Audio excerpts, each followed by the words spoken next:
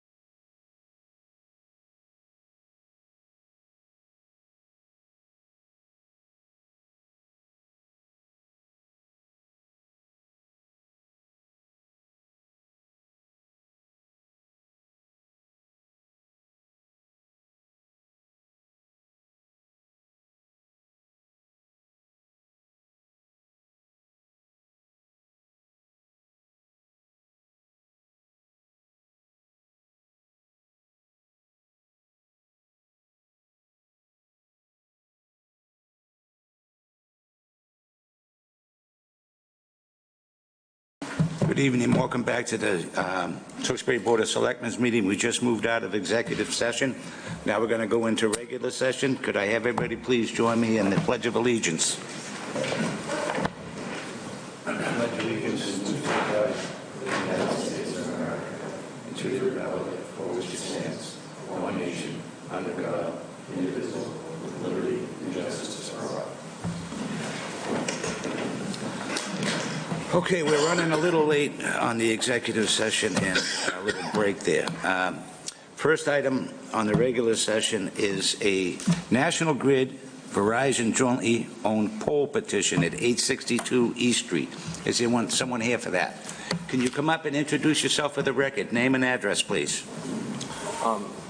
Good evening. My name is... Could you pull that a little closer to yourself? Good evening. My name is Alec Birdsong. I'm here to represent National Grid in this matter. The address is 1101 Turnpike Street, North Andover. Okay, the presentation, you're up. National Grid is seeking permission to install a pole on East Street in Tewksbury. It's across from pole 72. The pole is needed to support a single-phase primary tap on pole 72. The customer called in, and currently we have a guy in the tree, and so he would like us to remove the guy from the tree, and so that's why we need the pole. Okay. Board members, any questions? Mr. Kratman? Yeah, so this is just the pole has a guide wire that goes onto the private property? Correct. Yeah. So currently it's in the tree of Okay. the customer. Okay, and so the new pole, will this have whatever when you relocate it or whatever you're going to do to it, is it going to have, will there be anything that's going to be replaced to make sure that it's stable and it's safe to be? Yeah. I mean, the pole will be installed as usual, and there'll be a guy on that pole as well, but that will all be within the public right-of-way. Okay. All right. Okay. Thank you. Mr. Mackey? Thank you, Mr. Chairman. I have no additional questions for the applicant, but I do have one through you, the town manager. Mr. Curran, I know we've had, before your time, we had a number of poll petitions that had polls that need to be removed. If we could get together a list of the polls that are, if any, are still outstanding for polls Okay. that need to be removed, I would appreciate that. Double That's poll, usual. you want a double poll list, basically? Yep. Or, again, we've had a number of these petitions, and we're usually very good about approving them. I just want to make sure that any of the existing ones that needed to be removed are being tracked. Other than that, I have no questions. Thank you. Mr. Ryder? All set, Mr. Chair. Thank you. Okay. You did get Mr. Hardeman's letter on the instructions on 1 and 2? Did we receive Mr. Hartman's letter on instructions 1 and 2? Is that what you said? That National Grid shall ensure the proposed installation does not come in conflict with town infrastructure? Oh, yeah. Okay. Yeah. And you have to move the pole if they put a sidewalk in? Yes. If necessary? Mm-hmm. Okay, that's all I have. What is the pleasure of the board? Mr. Chair, I'll make a motion to approve the poll petition at said location, 862 East Street. I have a motion made by Mr. Ryder. I'll second that. I have a second by Mr. Kratman. All those in favor, signify by saying aye. Aye. Chair, wait a minute, before we do, this is a public hearing. Any residents like to speak? Hearing none. Or seeing none, I should say.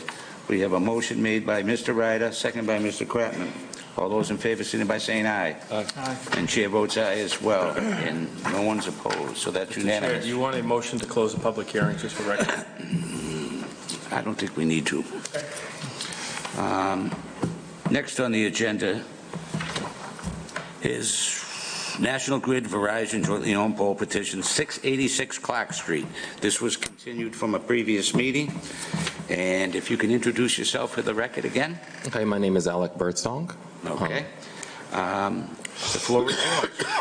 Okay, well, National Grid is seeking permission to install a pole across from pole 5 on, Clark Road, at 686 Clark Road. The service there is going through an upgrade, and so we are going to Currently, there's a pole there. We're going to move that forward and use that as a riser pole for the customer that's there now. Okay. Board members, we'll start with Mr. Ryder this time. I don't see any problems, providing you've reviewed Mr. Hardeman's letter. And, Yes. yeah, I should not see any issues with that. All set, Mr. Chair. Okay, Mr. Mackey. Thank you, Mr. Chairman. I have no questions. Mr. Kratman. I'm good, Mr. Chairman. All right, and I have no questions. This is a public hearing. Anybody in the public like to speak on this matter? Seeing nobody rush to the podium, we'll make a motion this time to close the public hearing. Make a motion to close. Do we have a second? Okay, motion made by Mr. Ryder, second by Mr. Mackey. All those in favor, signify by saying aye. Aye. Chair votes aye as well. Now on the poll petition itself. I'll make a motion to approve the poll petition at 686 Clark Road. Okay, we have a motion made by Mr. Ryder, second by Mr. Mackey. All those in favor, signify by saying aye. Aye. And chair votes aye as well. That's a 4-0 vote. That's it. Thank you very much. Thank you. Okay, next up is residents. Are there any residents that would like to speak? See no one rushing up there. All right, now we got new business. Proposed zoning bylaw amendments to promote economic development discussion. Ms. Lauder, if you can introduce yourself for the record.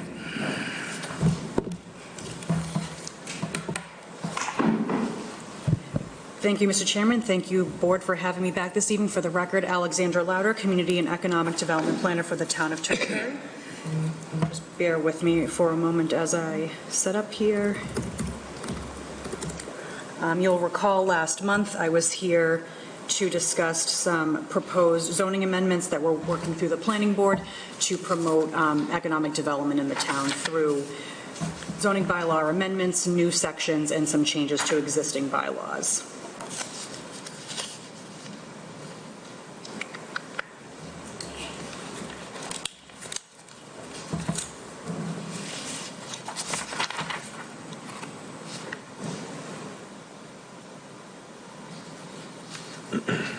Brilliant.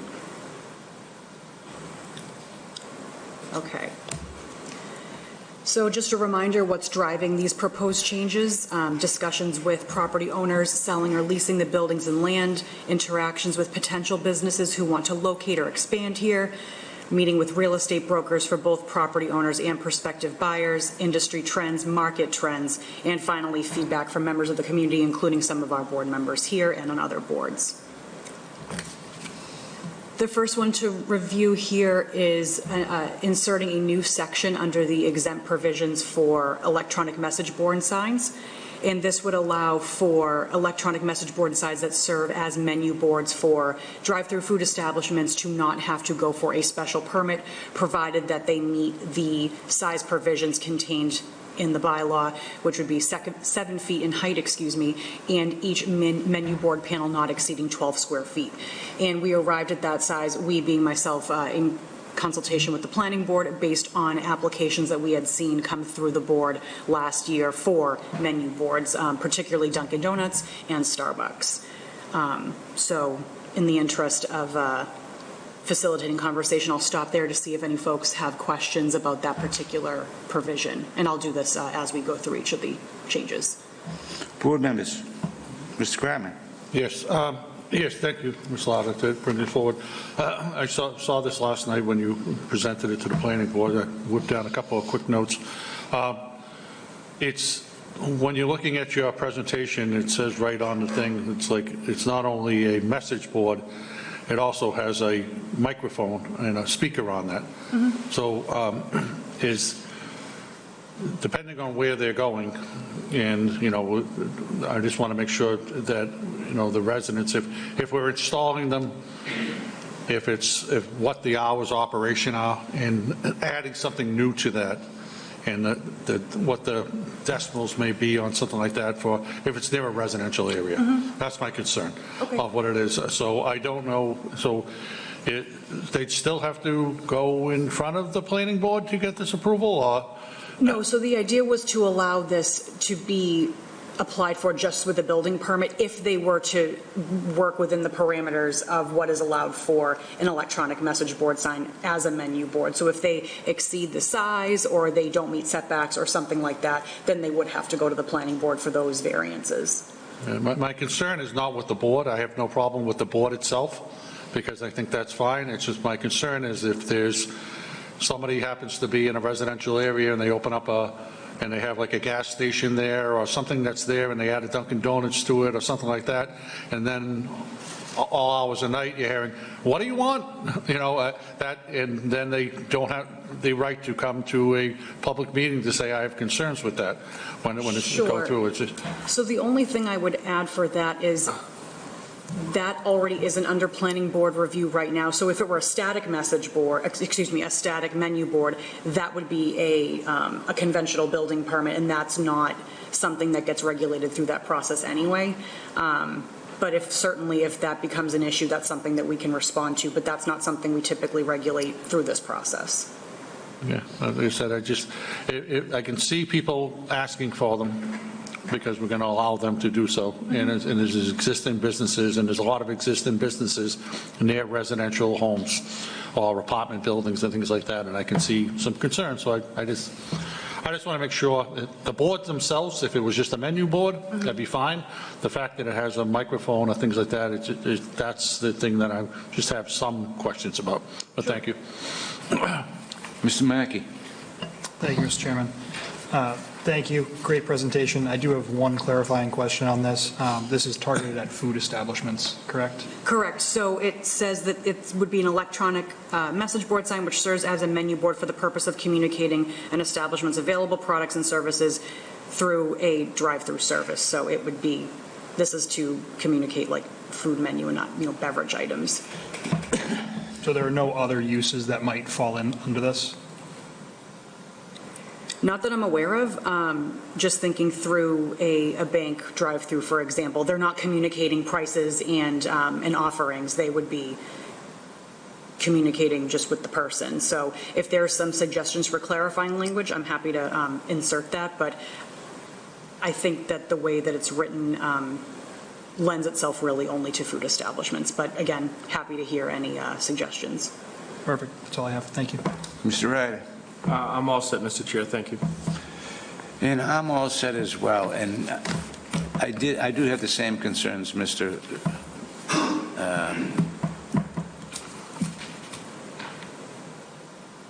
The one with the how loud the message board is, you know.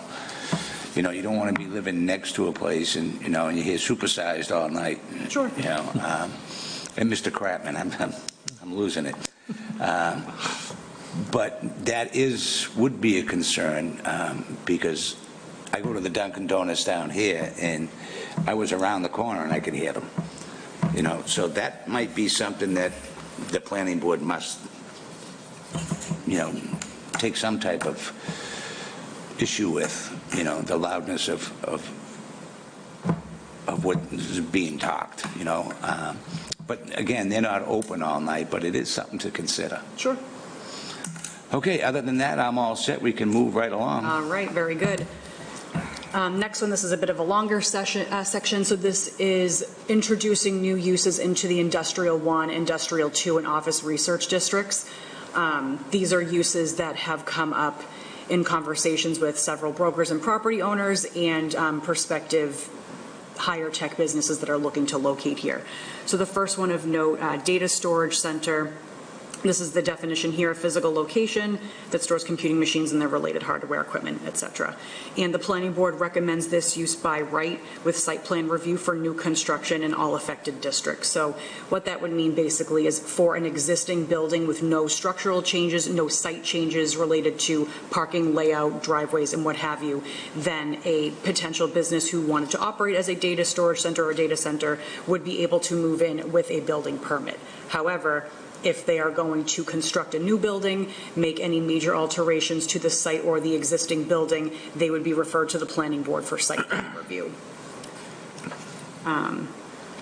Would you prefer that I run through all the uses or stop after each one. Up to You can you. stop after each one. Okay, very good. So, Any questions from the board on the energy storage? Just one comment. I love this. This is a great one, and especially that we're lowering the barrier to entry, because there are a lot of companies that are looking for micro data centers, smaller footprint data centers. So this is awesome. And I also concur with the planning board's recommendation for site plan review to further ease that. Thank you.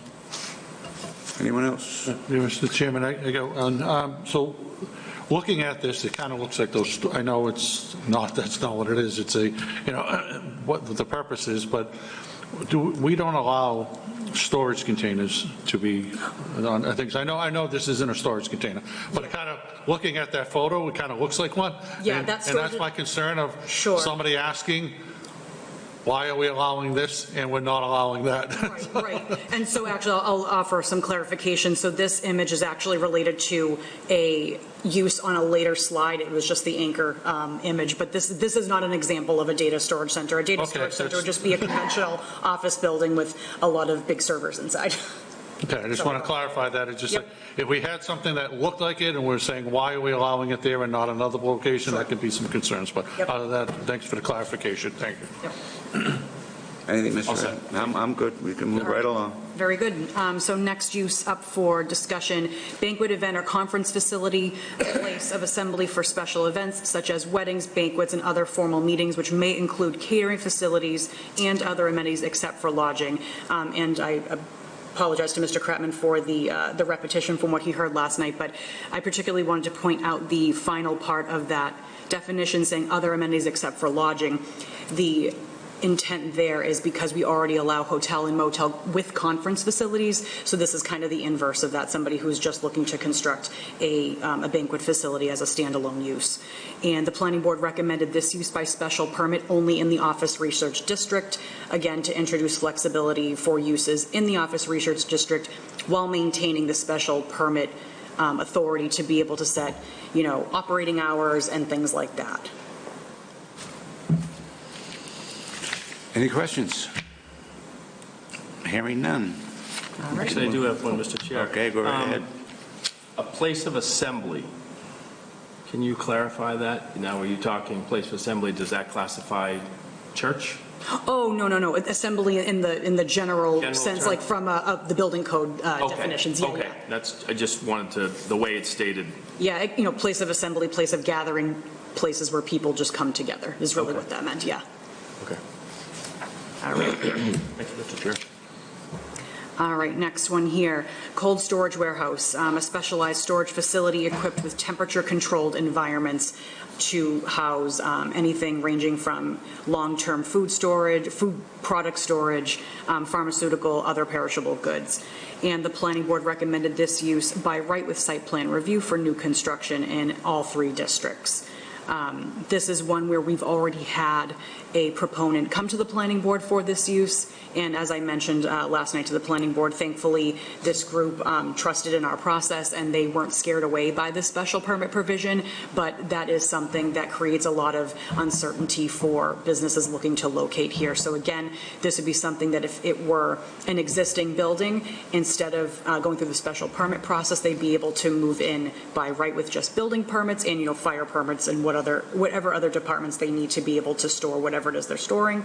But upon new construction or any major site or building alterations, they would be going to the planning board to review stormwater, traffic, layouts, and things like that. Board members, any questions? Much in the same way it was brought up last night, the concern about if there is like a medical facility storing chemicals or biohazard or whatever it is. I know we don't oversee it. It'll be something that's regulated through the state or the feds. But if there is something that is stored, are we notified as Yes. a town? Yep, of- so of what, typically. and do we know like how often they're inspected and regulated? And that's the concern, that if something gets built and they have a cross-contamination and we have to do something, God forbid, and this could be a perfect, I don't want to scare away businesses. I love the fact that you're doing this, but I just want to also just put us at, at ease that these places aren't going to be set up someplace where they'll be bringing in some sort of hazardous things that could affect the community. Sure. Yes. So sensitive materials have their own, they have their own attached state and federal regulations, and usually those regulations involve notification to the fire department and, municipal executives. So that stuff will be coming to you folks, and, our fire department's already pretty involved with any kind of notifications for, solar systems, for instance. So it'd be similar to that. And if there is something that, even if it's a minor or something that happens in one of these places, it gets notified to departments and we're made aware of it. Yes. Okay, that's all I want. Thank you. Anyone else? Yeah, if I may, it states that there's the ability to utilize small box truck for transit. Now, can you clarify that? Is that That's the next use. okay, oh, that's in the next year? Okay, Yes. I just want, okay. Just before I get ahead of myself. Okay, That's thank you. All set, Mr. Chair. Mr. Mackey, anything? No question. Okay, I just have one.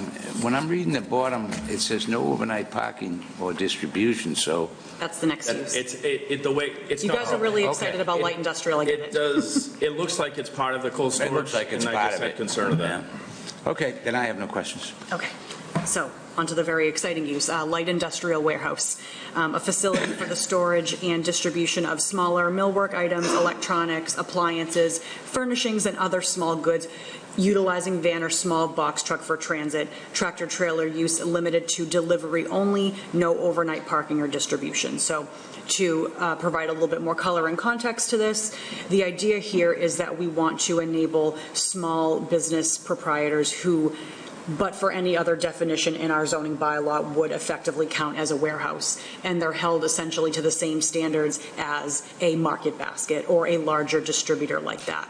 So the intention here is to capture those smaller business owners who may receive their items via tractor trailer, once a week, but the majority of their distribution is actually by contractors or end users visiting their site and, ordering online or what other wholesale methods that they have, and then smaller distribution through delivery vans and smaller box trucks, so it wouldn't be that major tractor trailer traffic.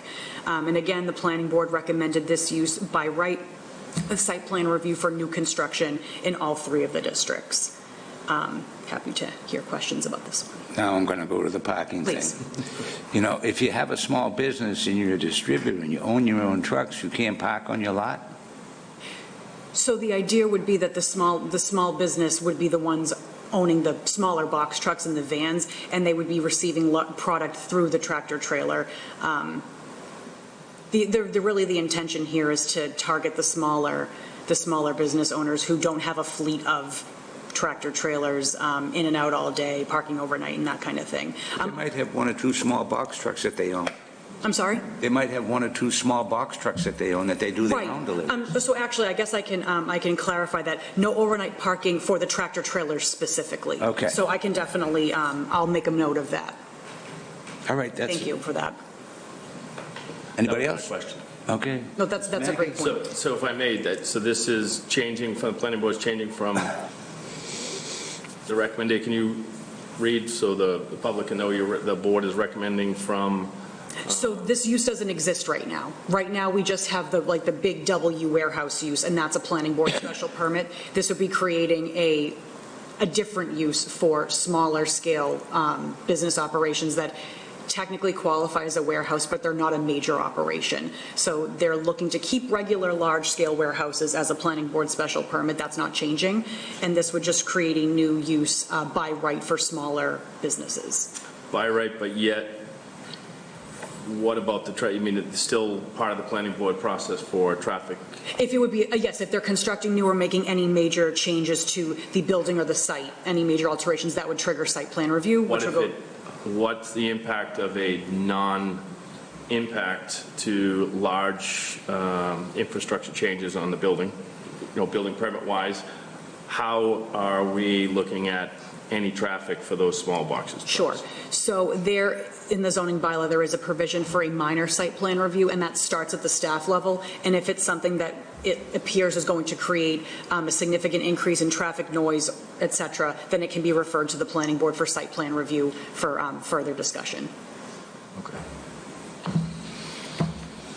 I just feel that it's going to be, I think it should be a requirement. Anytime you put any type of transit in there, I think it should be a requirement to have at least site plan on traffic impacts. I mean, because ultimately, if you have small box truck for transit, you could have 20 of those, and that could be impacting whatever area it is. I think that should be a requirement to look at traffic as part of that. You know what I mean? Yeah, and that can be a part of the building permit process where they have to submit an estimated number of trips per day in the same way that they would have to submit a number of employees on the maximum shift and things like that. And if it is going to be something that could cause an issue, it can be referred to the planning board. Okay. I'd just like to see a threshold to what that trigger is. So that was, I kind of went back and forth with board members and other, property owners on that. And that's something that's really hard to quantify, and we really couldn't think of a threshold to land on. So if there's one that you're aware of another community that works well, I'd be happy to hear it. It was just something that was really hard to kind of pin down, and then you worry about unintentionally limiting somebody that's actually not that obtrusive of a use. Sure, I'm just looking at if you start out with 4 trucks, that's not a significant impact. And then you expand, now it's 6, now it's 8, now it's 12. Where does the board have any jurisdiction Sure. to go back and request traffic studies, change in delivery hours, change of, Sure. school time? So how can you address that in that? Obviously, I don't want to limit to a point that we want to discourage somebody, but I also want to take into consideration the impact. Yeah, so perhaps putting in a threshold for the number of fleet vehicles they have, that could be something. Yeah. I can look into that, and if that's something that you think would be helpful. I think that would be, that would take away the guessing work. Sure. Well, it's 12, well, staffing changes. Right. I think 8 is sufficient, other staff change, well, 14 is a trigger. Right. What is that if we just put that number in? That's fair. So I think, putting in a provision at the end there, maximum, up to however many box trucks on site. And then that automatically triggers if they want to deviate from that, then they have to go to the planning board. Okay, thank you. Great. Thanks, Mr. Chair. Anyone else? So I actually like the train of thought. I went through a similar train of thought that Mr. Ryder just went through. When I think about these, I think about like the high demand for industrial condos, like those in like Lumber Lane and some other developments around town. And I kind of wrestled with this initially before we had spoken. And we're carving this out so we're not having that one umbrella for warehouse. Right. The size of most of these units, you wouldn't be able to fit more than like 2 tractor trailer loads of equipment or stock in there. I believe a lot of those also have deeded restrictions on how many parking spots you can have Right. for that. So if they're going to be deviating from that, they're probably triggering something else anyway, right? Like they're expanding their bay, or they're doing some sort of site work or something like that, correct? Right. Reasonably speaking, yeah, I think so. Okay. Okay, that makes sense for me. Again, I'm happy to see this. I have no objections if there were something for fleet, but I went through a similar thought process, so I think this covers it. Thank you. Mr. Kratman, you have anything? I'm good. Thank you. All right, Excellent. moving Last one, on. promise. Research and development laboratory, which may include accessory manufacturing of products and testing and development. So this is already on our use table as a planning board special permit in the office research, but by right in the industrial 1 and industrial 2. And in discussions with planning board members, that felt a bit antithetical to the intent of the office research district. So there was a feeling that that should change from planning board special permit to Y, which is by right, again, with site plan review for new construction and any major site or building alterations. And I'll stop there quickly. Board members, any questions? All right, cool. I do not have any. All right, the last super exciting one, battery energy storage systems, devices that enable energy from renewables like solar and wind to be stored then released when power is needed most. So the planning board recommended this use by site plan review and special permit in all 3 districts, and the insertion of 3 additional, well, 1 new section with 2 provisions underneath it. Related to the abandonment and decommissioning of these systems, similar to how we handle solar systems. So that would say, any battery storage system which has reached the end of its useful life or has been abandoned shall be removed in a manner consistent with the removal of large-scale ground-mounted solar systems as detailed in the solar sections of the bylaw. And that lists out proper disposal and removal. And then another item to add that the planning board brought up last night, which was, a great idea, is adding the provision for surety. The surety provision that we have for solar right now requires that the owner applicant submit a value up to 125% of the cost of safely removing and disposing of the system once it's no longer in use. And that surety enables the town to be able to remove it at their expense should it come to a point where they are no longer able, equipped, or are unwilling to remove the system themselves. Okay, board members, any questions? I have a couple of questions. So the battery storage, I know this is something that we're looking at, and I've had a number of residents have some concern about, but they don't know that much about it. I know we talked about some, in other meetings, we've talked about, the leakage and hazardous, if this could, could this impact the ground soil and cleaning up, if that may happen. But I've seen, we have conductors on our utility poles, and every now and then they get a little bit too much and one blows and things like that. Having had that many battery storage things, have we done any research into how they need to be separated, if there's something that's going to be put together, if we're going to have a location, the power surge, and if is there a possibility? I just want to put, if we're going to be discussing this, I'd like to have some more information out to the public to ease their concerns. Mm-hmm. Is there a possibility of, these things exploding, or if there's, I'm getting the questions. Yep. So I just want to know if there is like a power surge, is there something that could happen? Is there something that they need to worry about? Some of the locations and their senior housing in other locations, they're concerned. So I'd like to have a little bit more information go out to the public if we are doing these type of things, some research. I'm sure there is some stuff out there, but they're looking for it. Yep. So, So a little bit I can speak to it right now because I'm certainly not an expert in this. These are all self-contained systems, so they have the ability, they are monitored remotely 24/7, and they have fail safes that if there is a failure, the entire thing is disconnected, it shuts down, and it is doused with a chemical to prevent thermal runaway. And as a part of all of these, the state and federal regulations, particularly the state fire protection services, they are heavily involved in the training and maintenance of these systems. And it's actually a requirement of the Department of Public Utilities at the federal level that they have to go through all those trainings with our life safety and public safety officers and make sure that they're all aware of how to respond and that they all have all the procedures of what to do when they get there. do we have a facility that's anywhere near here that has similar things that? Yep. And if so, I don't know if we have something that could show them, but also I got calls that like they're concerned about, like, is there noise, humming of these things if they're charging? They're thinking of something that's what it is, but I just want to, like I said, these are the kind of questions that we're going to get. I'd like to get ahead of it. Sure. Prior to doing something, if we're going to be bringing something in, if there's a noise with the charging or any type of thing, that's what they want to know. Yep. So based on presentations that I've seen from some of these companies, the sound that's emitted from the systems is well below the maximum threshold for decibels as put forth by DEP.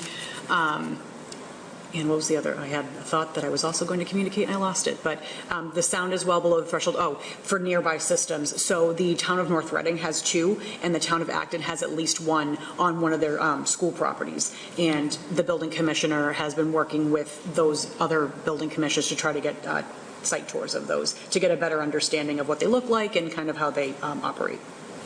Is there a way that we can reach out to them to see if they've had any, concerns from the residents about them while they're in it? Sure. That'd be something that would be beneficial to us if we could find out they've been in existence for 5 years, 10 years, whatever it is, and we have either multiple complaints or none, and I'd like to know that. Right. At least at the administration level, in talking with the town staff from both of those towns, there haven't been any issues, but I can certainly ask them what the public outreach process was like for them and what resident concerns that they fielded, if any. Appreciate it. Thank you. Mr. Mackey? I have no additional questions. Thank you. Mr. Ryder? I was just going to touch on, I know she talked about the federal regulations. I just want to make sure I know the fire departments do have training for this. Just want to make sure that if any of these go into place, make sure that they have all the associated equipment. I know particular foam that can go on it and can't go on it, special blankets and so forth. Just make sure that our fire department is prepared. 100%. Thank you, Mr. Ryder. I actually like the idea of the energy storage because there is no traffic. Correct. It's just storage. So if we're able to have a secure site, a safe site, I think this will bring in the revenue that we've all been looking for in the commercial aspect. So with that being said, we can move right along. Fabulous. All right, next one, another change to our sign bylaws, and this is to modify the temporary real estate signs for commercial properties. So looking to reduce the size from 30 square feet to 16 square feet for commercial rental or sale signs, and adding a provision at the end that if a temporary real estate sign is installed on a property which does not have a vacancy, that the building commissioner or a town manager designee may request its removal. And the idea behind that is to make sure that we don't have a lot of unnecessary signs, and we do have to be careful because there have been Supreme Court decisions, making sure that municipalities don't regulate the language on the signs. However, we can limit the size and quantity of them. And I think that, what the planning board was communicating is that this creates a better set of expectations for what we actually have for available commercial and industrial properties, so that if there is a business looking to locate here and they're driving through town and they're not misled by, that'd be a great property to locate at, they call the number and they find that there aren't actually any vacancies there. So trying to get better arms around that situation. Mr. Kratman, any questions? I do. I like it, but I also have a couple of questions. I don't like signs that are just used for just promoting realty, and I get the whole concept of it. But I also have concerns that the surrounding towns around us, do they have the same sort of regulations, or are we going to be something that's smaller than what the existing communities are? Because I'd hate to see something that's a realty company or whatever it is that may be doing something, and then somebody says, Tewksbury's difficult to have something. I always like to push that we are business friendly. And so have you talked to any of these businesses and talked about the changes and get some feedback from them on what we're doing? I haven't spoken to any of the real estate companies, no. Okay. Do we know if the other communities around us have the same, stricter regulations? They have similar types of regulations, yes. I couldn't confidently say whether they're the same size restrictions that ours are, but they do all have, limitations on the number of signs for sale and for rent, for sure. Yeah, okay. So, but I just, like I said, if there's a way to find out, prior to making a change, I always like to have a conversation. If we're making a change for the residents, I'd want to have the residents' input. If we're making a change for businesses, it would be nice to reach out to them to find out, this is what we're doing. Do you have, maybe you get a different perspective on something. I get the whole that some of them are not being taken care of and they're just using it to advertise the sign. But it may be something that they may bring a perspective to and say, you know, the reason we're doing something, or the reason I want a 30-inch compared to a 16-inch is because I have multiple businesses in here, and I can't fit them on a 16-inch, or I can't, things like that, and now we're, you know, I don't want to chase away a business because, you know, if there's a building that has 5 or 6 different locations in there, and now they have a difficulty trying to get it on a, you know, 16, you know, square foot sign, I don't want them to go to the next town because they can do something, of, you know, or move or whatever it is. So I just would, prior to us going through, I'd like to have some conversation. If there's a way you can reach out to some of the people as well, see if, there may not be any, but it'd be nice for us to actually reach out and do that. Yeah, I can certainly reach out to some of the local real, because this is really about like the advertising of the available space. So I can certainly reach out to some brokers and real estate agents, and I'll have that information prepared for when these eventually go to the planning board public hearing process. Yeah. So that information will be available for folks to kind of inform their decision. Thank you. That's all I have. Mr. Mack? I have no questions. Thank you. Mr. Ryder? All set, Mr. Chair. Okay, I have one question. Is there going to be any type of exemption where you can apply for a larger sign? That exemption already exists, so anybody who wants to deviate from that can go to the planning board for a special permit. Yeah, the reason I asked, if you have a 5-story building with 150,000 square Sure. feet, a 16 square foot sign isn't going to do it for you. Right. Okay, that was the only question I had. Cool. All right. Next one here is the proposed modification to the town center district map. So on the left there is how the district exists. On the right is also how the district exists. However, outlined in red is the proposed area to revert back to the residential 40 district or single-family home district. The only deviation there, as discussed at the planning board meeting last night, was that the 100 Pleasant Street, which is Gettysburg Drive, is already a multifamily development. So the thought would be to include that in the multifamily district right next, because it is directly abuts Heritage Drive, but all the other parcels would be reverted back to single family. And included in your meeting materials is an inventory of the parcels that would be affected. And in the district, there is the vast majority are single family homes, or SFH, as noted on the plan. There are 3 pre-existing non-conforming 2 families and 1 3-family, but the rest are single family other than Gettysburg Drive. So the intent here is to really match the characteristics on the ground to the zoning, because at this time, anybody who is in that red area that's currently purple are held to business district standards, setbacks, and things like that. And it also makes it so the single-family homes in that district, those property owners can't apply for family suites or ADUs. So this is really intended to clean up an old overlay district that never really resulted in business or commercial development creeping down Pleasant Street as the map would suggest, and allowing folks to enjoy the benefits of their single-family home property like much of the rest of the town in the district. So happy to answer any questions on that. Mr. Mackey? Thank you, Mr. Chairman.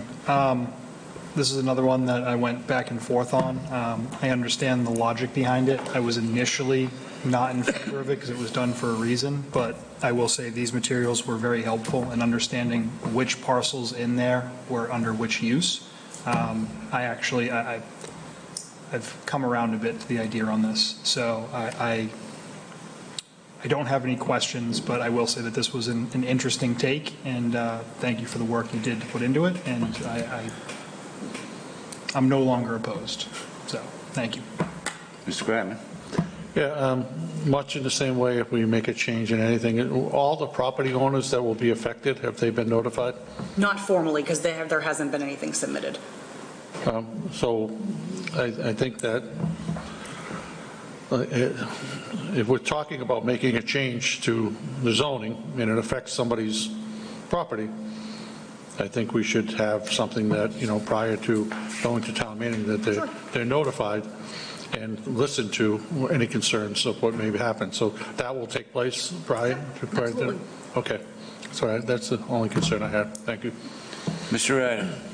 I'm with Mr. Mackey, a bit of concern on that 100 Helvetia. I know that abuts Heritage Drive, but then you also have a non-conforming lot that's on Helvetia, the greenhouses. That's single-family residential right now, yeah. But it's technically, you have a commercial, there's already a commercial component currently sitting there. Pre-existing non-conforming, yes. Yes, exactly. It's pre-existing non-conforming, so I understand the intent when they created this, they kind of pulled everything down. I'm not 100% sold on it. I'm back and forth. I think once the residents are contacted, and listen to what they have to say about this, they'll help me make my decision, but thank you. Sure. All right, I have no questions, so we can move right along. Very good. This next one, so the swimming pool requirements, based on discussions with you folks last time and the planning board, the original proposal was rather clunky, and we've peeled it back to really get to what the intent here is, and the intent is to make sure that there's consistency, consistent treatment of safety precautions for all swimming pools. So instead of the long mess that you were presented with last time, this time it's really been condensed into one succinct sentence. No swimming pool shall be maintained, constructed, or installed unless it shall have a fence of at least 4 feet in height, completely enclosing the pool. And that's really to make sure that there aren't any loopholes or exemptions that folks would be able to get around, making sure that their pool is enclosed so that animals, children, anybody who shouldn't be unaccompanied in a pool area doesn't end up in one. Again, happy to hear feedback on that one. Any questions? I have a question. So this is going to be for, because it says no swimming pools shall be maintained, constructed. So this is for existing as well? New pools.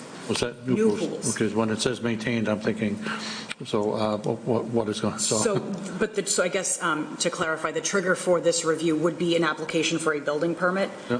So, the construction and continued maintenance of a pool must have a. So existing pools are not going to be? There would really be no practical way to go back and look at pools that already exist and ask people to put in fences. So this would be for effective for building permits going forward. I'm all in favor of safety. I believe that, one tragedy will be too much. So I understand the concept of it, but I also can see some residents coming in and say, I live on this dead-end street. There's no other houses next to me. I have nobody surrounding me, and I have a pool in my yard that I want to put in, and I got to put a fence out, and, me and my husband live here, who are 60 years old, and we don't have children. And, Sure.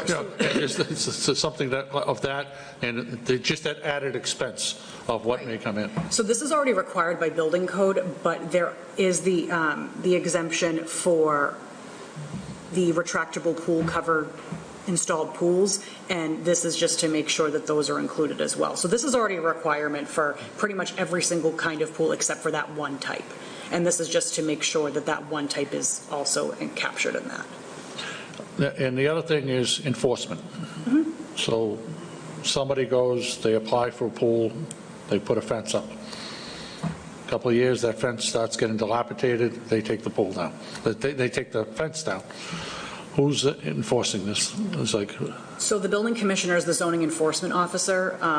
As far as I know, there aren't any touch points following the issuance and completion of a building permit. So it would really be like any other construction that it would be complaint-based after that. Yeah. No, that's the point. It's just I could see somebody building something, having it for a number of years, and then eventually they just get tired of, they're mowing the lawn around there. The fences get in the way, and they take it down. And I'm just curious about enforcement. Who would follow up on it? I guess you wouldn't unless there's a problem. But Right. Okay. Much like any other zoning provision, yeah. All right. That's all I had, Mr. Chairman. Thank you. Mr. Ryder? Yeah, thank you, Mr. Chair. I do have a bit of an issue with this. You know, above ground pool, $3,000, $4,000, you're adding a fence. The existing provision allows you above 54 inches. That's why pools are made 54 inches, Right. to comply with the federal law. Right. Then they allow a ladder that's of locking position. Right. I installed a pool last year. I complied with the federal guidelines. My neighbor pulls a permit. Now he has to put a 4-foot fence around his entire pool at another $4,000. Sure. So the federal guidelines, a 54-inch pool, that's why they designed it for 54 inches to meet the 48-inch requirement. What's the intent of this? I get it on a built-in pool, 100%. Yeah, so if, actually, that's a great suggestion for, adding that to, if there's language that you suggest putting in to make sure that that's not an additional burden for somebody who's already meeting the guidelines Yeah, of the height. I think 100% for, I mean, the tent is the retractable, the automatic retractable, that is designed to get around the Right. fence on that. I just think it's, in my opinion, it's kind of an overreach. You're spending, Okay. it's a few $1,000s for the retractable cover on an in-ground pool. The fence is required, in which I think you can't get around that, but I think, you're asking the resident to pay to install a fence around above-ground pool that meets the guidelines. Sure. And that's, that's certainly not the Majority intent. community. Right, and the intent isn't to be, it's really more to capture those retractable covers, and that's actually an exemption in the building code, and that's what we're trying to capture, is to make sure that just because you have a retractable cover, you don't get around the fence requirement. But it's certainly not meant to be punitive for anybody who has an above-ground pool and meets those requirements. So if there's a sentence or a phrase to add to the end of that to make sure that that isn't an undue burden on folks who are already meeting that requirement, I'm happy to add that for sure. Yeah, I just think, I think if it's a 54-inch or higher pool and it has a ladder or a set of stairs that, which the current code requires, that it's securing the upright position that is required to be locked, I think that meets the guidelines. Okay. I think a fence around a pool, an in-ground pool, I think I would have no problem with it, but I think you're adding a cost on to an individual that may not put in that pool now. Right, So, right. Again, I Yep. think. So I can certainly modify that. I think that's perfectly reasonable to add that provision to make sure that we're not adding extra headaches for folks putting in the above-ground pools that meet the code. Okay, thank you. Great.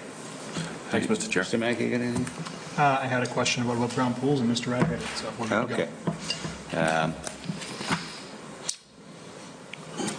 I have a quick question, and that is, we're not going to be going to put a fence around little blow-up pools, right? No. Okay. I don't want to have that, but the other thing, too, is most insurance companies will require you to do this anyways. Either that, you're going to pay more for your insurance. Yeah, I think that the insurance companies haven't caught up to the building code exemption for those retractable covers. I expect maybe when they hear about it, they will. But certainly, so what I'm hearing here is just add that provision to make sure that we're not being overly overreaching on the above-ground pools, and then this will kind of maintain the intent for securing the in-ground pools. Okay. Because I have a pool and I have the fence all the way around it. Hopefully a tree falls on it this year and I don't have to deal with it anymore. Okay, next. All right. Last one, and actually this isn't one that I'm going to be presenting to you directly, but this is going to be on the warrant. I mentioned it last time about the updates to the FEMA maps, and since we have spoken, the town received its final letter of determination from FEMA on January 8th, indicating that the updated maps and language must be adopted no later than June 8th to maintain the town's participation in the National Flood Insurance Program. These proposed changes are under review with DCR, and DCR has limited the requested changes to the language really to reflect consistency with state law, and a lot of it is even down to just changing the addresses for some of the agencies that were put in the bylaw since it has been enacted. This is all based on the map updates and FEMA flood insurance studies that were conducted and posted on June 8th, 2023. All of those studies and maps can be found on the town website at tewksbury-ma.gov/floodmaps. if you really like maps and flood studies, I'm sure it'll be really interesting for you. It's really dense information, but it is all there for anybody interested. Any questions? I have a question. So with this new flood map, do we know how many parcels or how many properties that are being impacted that it may raise insurance on homeowners? So I can't speak specifically to that, but what I will say is we don't have any new types of flood zones. It's the same 2 flood zones that we've had, the A and the AE, and it's primarily, unfortunately, expanding on the same exact floodplain district that already exists. So, you know, if it encroaches a foot now, then it might be like 2 feet now. But it's not new parcels necessarily that are affected. It's the same ones with just expanded encroachment. So there shouldn't be that much of a change to. Right. I don't want somebody coming in here and just saying, you voted on this and now my property is in a floodplain where I haven't had insurance before, and now all of a sudden my insurance has gone through the roof. So- Right, yeah, it's not anybody who's going to be newly inducted into the flood insurance program, but it's going to be folks, and like I said, it's not, there's no changes to the types of flood zones, it's the same one, so there's no implications for higher rates of flooding as far as we're aware. It's really just making sure that the boundaries reflect what's on the ground today. Okay, thank you. Mr. Mackey? I have no questions. Thank you. Mr. Ryder? Chair. And chair's all set. Great. What's up next? Nothing, any final questions, or are you sick of listening to me? There we go. Well, thank you for the presentation. No, thank you, guys. I'll make those changes, and we will see those on the annual town meeting warrant, and I invite you to the public hearing that happens probably next month. Alex, before you leave, so when you're notifying the people that are in that area that we're talking about, this zoning change, will you notify them by sending them something, or are you going to put it in a paper? No, I would probably send out just letters to the homes. Okay, that's all. I just don't want to have it like, I didn't see it in the paper. You know, Right, there's right, different yeah, ways of that's- notification. No, I would that's- like to clarify that they actually did receive something. Yeah, no, it's not going to be the archaic way appreciate of putting that. things in the newspaper. Thank you again. Thank you very much. Have a good night. Thank you. Next up is the Trehan reuse proposal discussion, which we are going to continue to our next meeting. So can I have a motion to that effect? So moved. Second. I have a motion made by Mr. Mackey, second by Mr. Ryder. All those in favor, signify by saying aye. Aye. Chair votes aye as well. Okay, permanent water easement, 130 Walnut Road.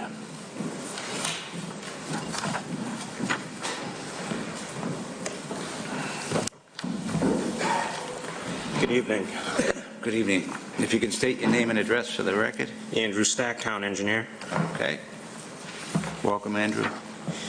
All right, so I'm here before you to request the acceptance of a permanent water easement at 130 Walnut Road. Article 27 from the May 6, 2024 annual town meeting, which was adopted unanimously, authorizes the Select Board to accept or grant easements in conjunction with DPW projects from June 1st, 2024 to June 30th, 2025. And this easement is related to the Beach Street water main replacement project, which was constructed this past construction season. And 130 Walnut Road is located at the dead end of Walnut Road. So hydrants are typically installed at the dead ends of water mains for purposes of flushing in addition to fire protection. The original plan location for this fire hydrant was within the town's right-of-way directly in front of 130 Walnut Road. That was the only feasible location to install this hydrant due to various site constraints, including utility conflicts and limited right-of-way available outside of the paved roadway area. So at the homeowner's request, the hydrant was installed on the corner of their private property with the agreement that they would provide the town with a permanent water easement to allow for the installation and future access and maintenance of the hydrant. So the permanent easement plan was prepared by a professional land surveyor and recorded at the Registry of Deeds at the homeowner's expense. The permanent easement document has been executed by the homeowner, town council, and town manager, and is now before you for acceptance. And if accepted, the document will then be recorded at the Registry of Deeds. All right, thank you for that. Any questions, board members? Mr. Mackey? Thank you, Mr. Chairman. Mr. Stack, so did you say that this was done at the homeowner's expense? The preparation of the easement plan. Okay. This is an easement for the town. Well, can you explain that to me a little bit? So the hydrant was originally going to be installed within the town's right-of-way. They wanted. They didn't like it there because they thought it was an eyesore and potentially would like decrease the value of the property. So at their request, they wanted it installed on the private property off to the side. Perfect. I missed that right-of-way movement piece, so thank Sorry. you very much. That's all I have. Mr. Ryder? No, I'm all set, Mr. Chair, thank you. Mr. Crad? I love this, that I appreciate that the resident wanted to keep their, their property. My only concern is there anything that, they didn't want it in the right of way because they didn't want a hydrant down in front of it. My only concern I can imagine is there anything that they would put around this to obstruct the, is there anything in this easement that they can't box it in, they can't Sure. cover it, they can't put something around it where you can't access the hydrant? Has that been taken into consideration? That's a condition, that they can't put any obstructions. They actually did have a fence in the location where that hydrant was being installed, so they actually had to remove a section of fencing in order for us to install it in that location. Okay, and the fire department is aware of this, and they've accepted it as part of this easement? Yes, the fire department is aware. Okay, all right, that's all I have. Thank you. All right, I have no questions, so what is the pleasure of the board? Mr. Chairman, I'd make a motion to approve the easement, permanent water easement for 130 Walnut Road. Second. I have a motion made by Mr. Mackey, second by Mr. Ryder. All those in favor, signify by saying aye. Aye. And chair votes aye as well. That's a 4-0 vote. Thank you very much. Thank you. Okay, next up is a tree proclamation 2025. This is a revised document from 2024, and apparently I would have to read it. Can you state your name and address for the record? You're here for this. Yes, Susan Young, 1408 Whipple Road. Okay? And yes, it is a revised document that would acknowledge the Arbor Day celebration that took place in 2024. That would go along with the application that we have for the town to be recognized for participating in Arbor Day and being a tree city. It had been requested by the tree warden in the state that reviews the applications, that we have the proclamation re-signed for the 2024 date that already happened. So that's why I'm coming before you at this point to ask if we can do that. So we have an official proclamation, so I'll read it. Whereas in 1872, the Nebraska Board of Agriculture established a special day to be set aside for the planting of trees, and whereas this holiday called Arbor Day was first observed with the planting of more than 1 million trees in Nebraska, and whereas Arbor Day is now observed throughout the nation and the world, and whereas trees can be a solution to combating climate change by reducing the erosion of our precious topsoil by wind and water, cutting heating and cooling costs, moderating the temperature, cleaning the air, producing life-giving oxygen, and providing a habitat for wildlife. And whereas trees are a renewable resource, giving us paper, wood for our homes, fuel for our fires, and countless other wood products. And whereas trees in our town increase property values, enhance the economic vitality of business areas, and beautify our community. And whereas trees, wherever they are planted, are a source of joy and spiritual renewal. Now, therefore, we, the Select Board of the Town of Tewksbury, do hereby proclaim April 26, 2024 as Arbor Day in the Town of Tewksbury. And we urge all citizens to celebrate Arbor Day and support the efforts to protect that tree and woodlands. And further, we urge all citizens to plant trees to gladden the heart and promote the well-being of the future for this in future generations. Dated February 11th, 2025. Okay, with that being said, can we have a motion? So moved. Second. Okay, we have a motion to accept the official proclamation, and second by Mr. Ryder, second by Mr. Mackey. All those in favor, signify by saying aye. Aye. And chair votes aye as well. Thank you very much. Thank you. Sorry, one question. Are we going to be getting the paperwork for the 25 one coming up soon? So Yeah, it's we can coming up preempt soon, that? yeah.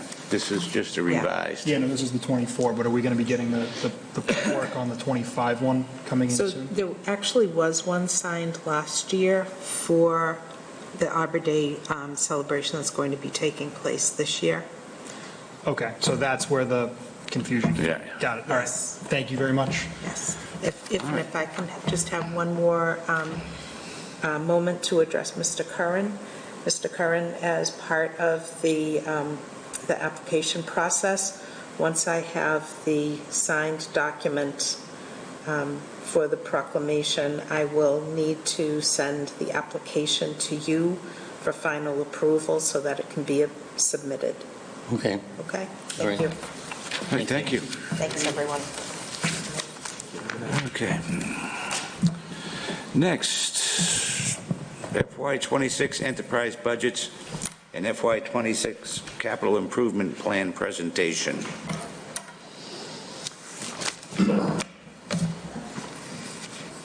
Mr. Town Manager? Let's try getting it up on the screen. Okay.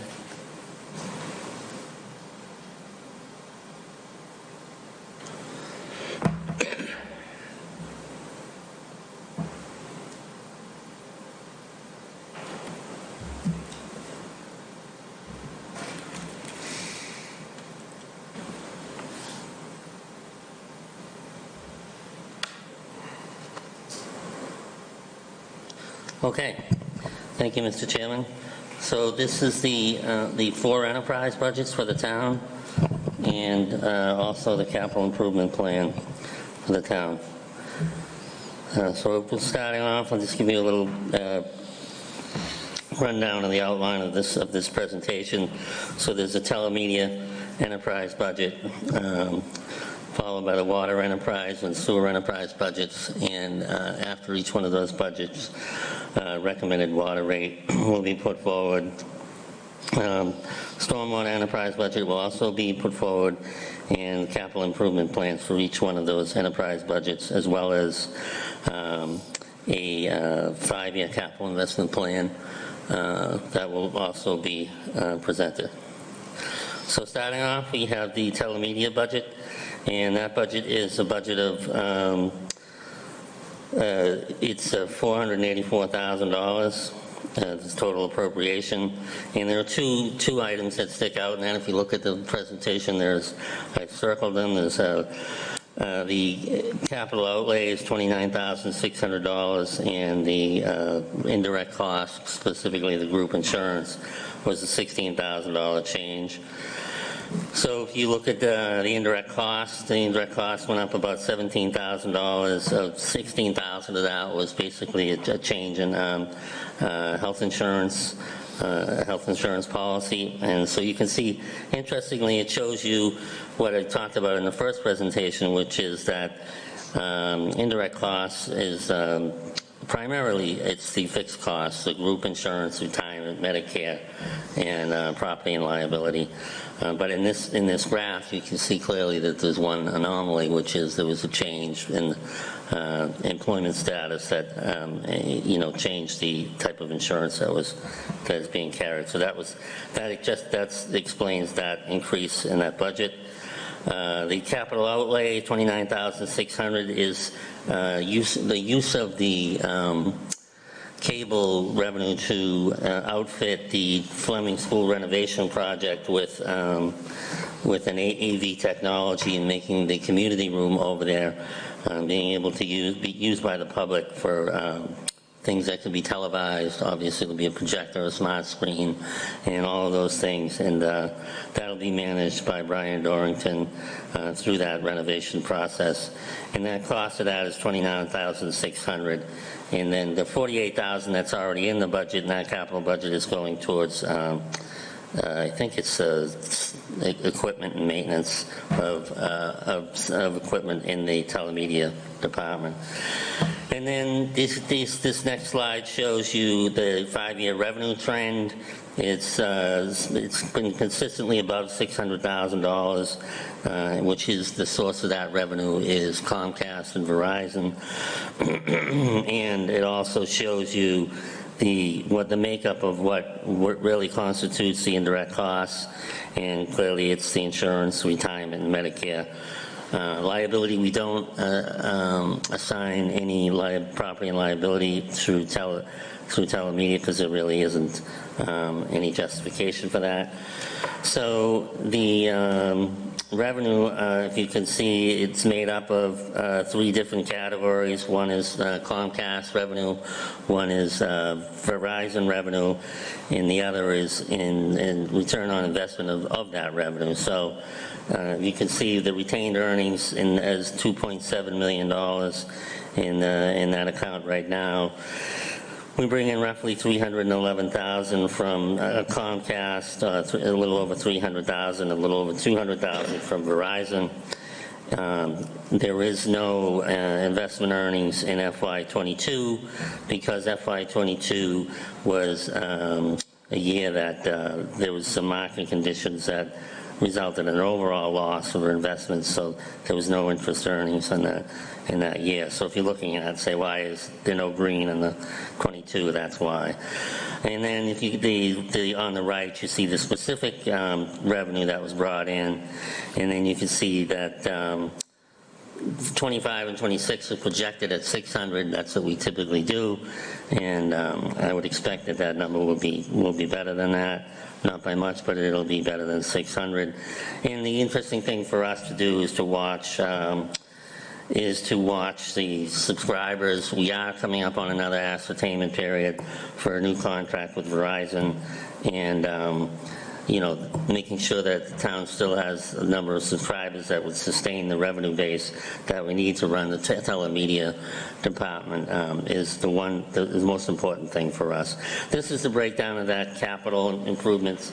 So this is a capital improvement plan for that enterprise fund for FY26, and it shows you that $29,600 that I referred to. It also shows you that upgrade to the playback server, that's $48,000 that's appropriated in the capital. That all comes out of the revenue from cable revenues. And then moving on to the water enterprise budget. This is probably the biggest budget that you'll be looking at over the next few years in terms of enterprise budgets. So there is, the board had made a significant commitment to $5.4 million of investment annually to rehabilitate 3 miles of pipe each year, and that's going to have an impact on the budget.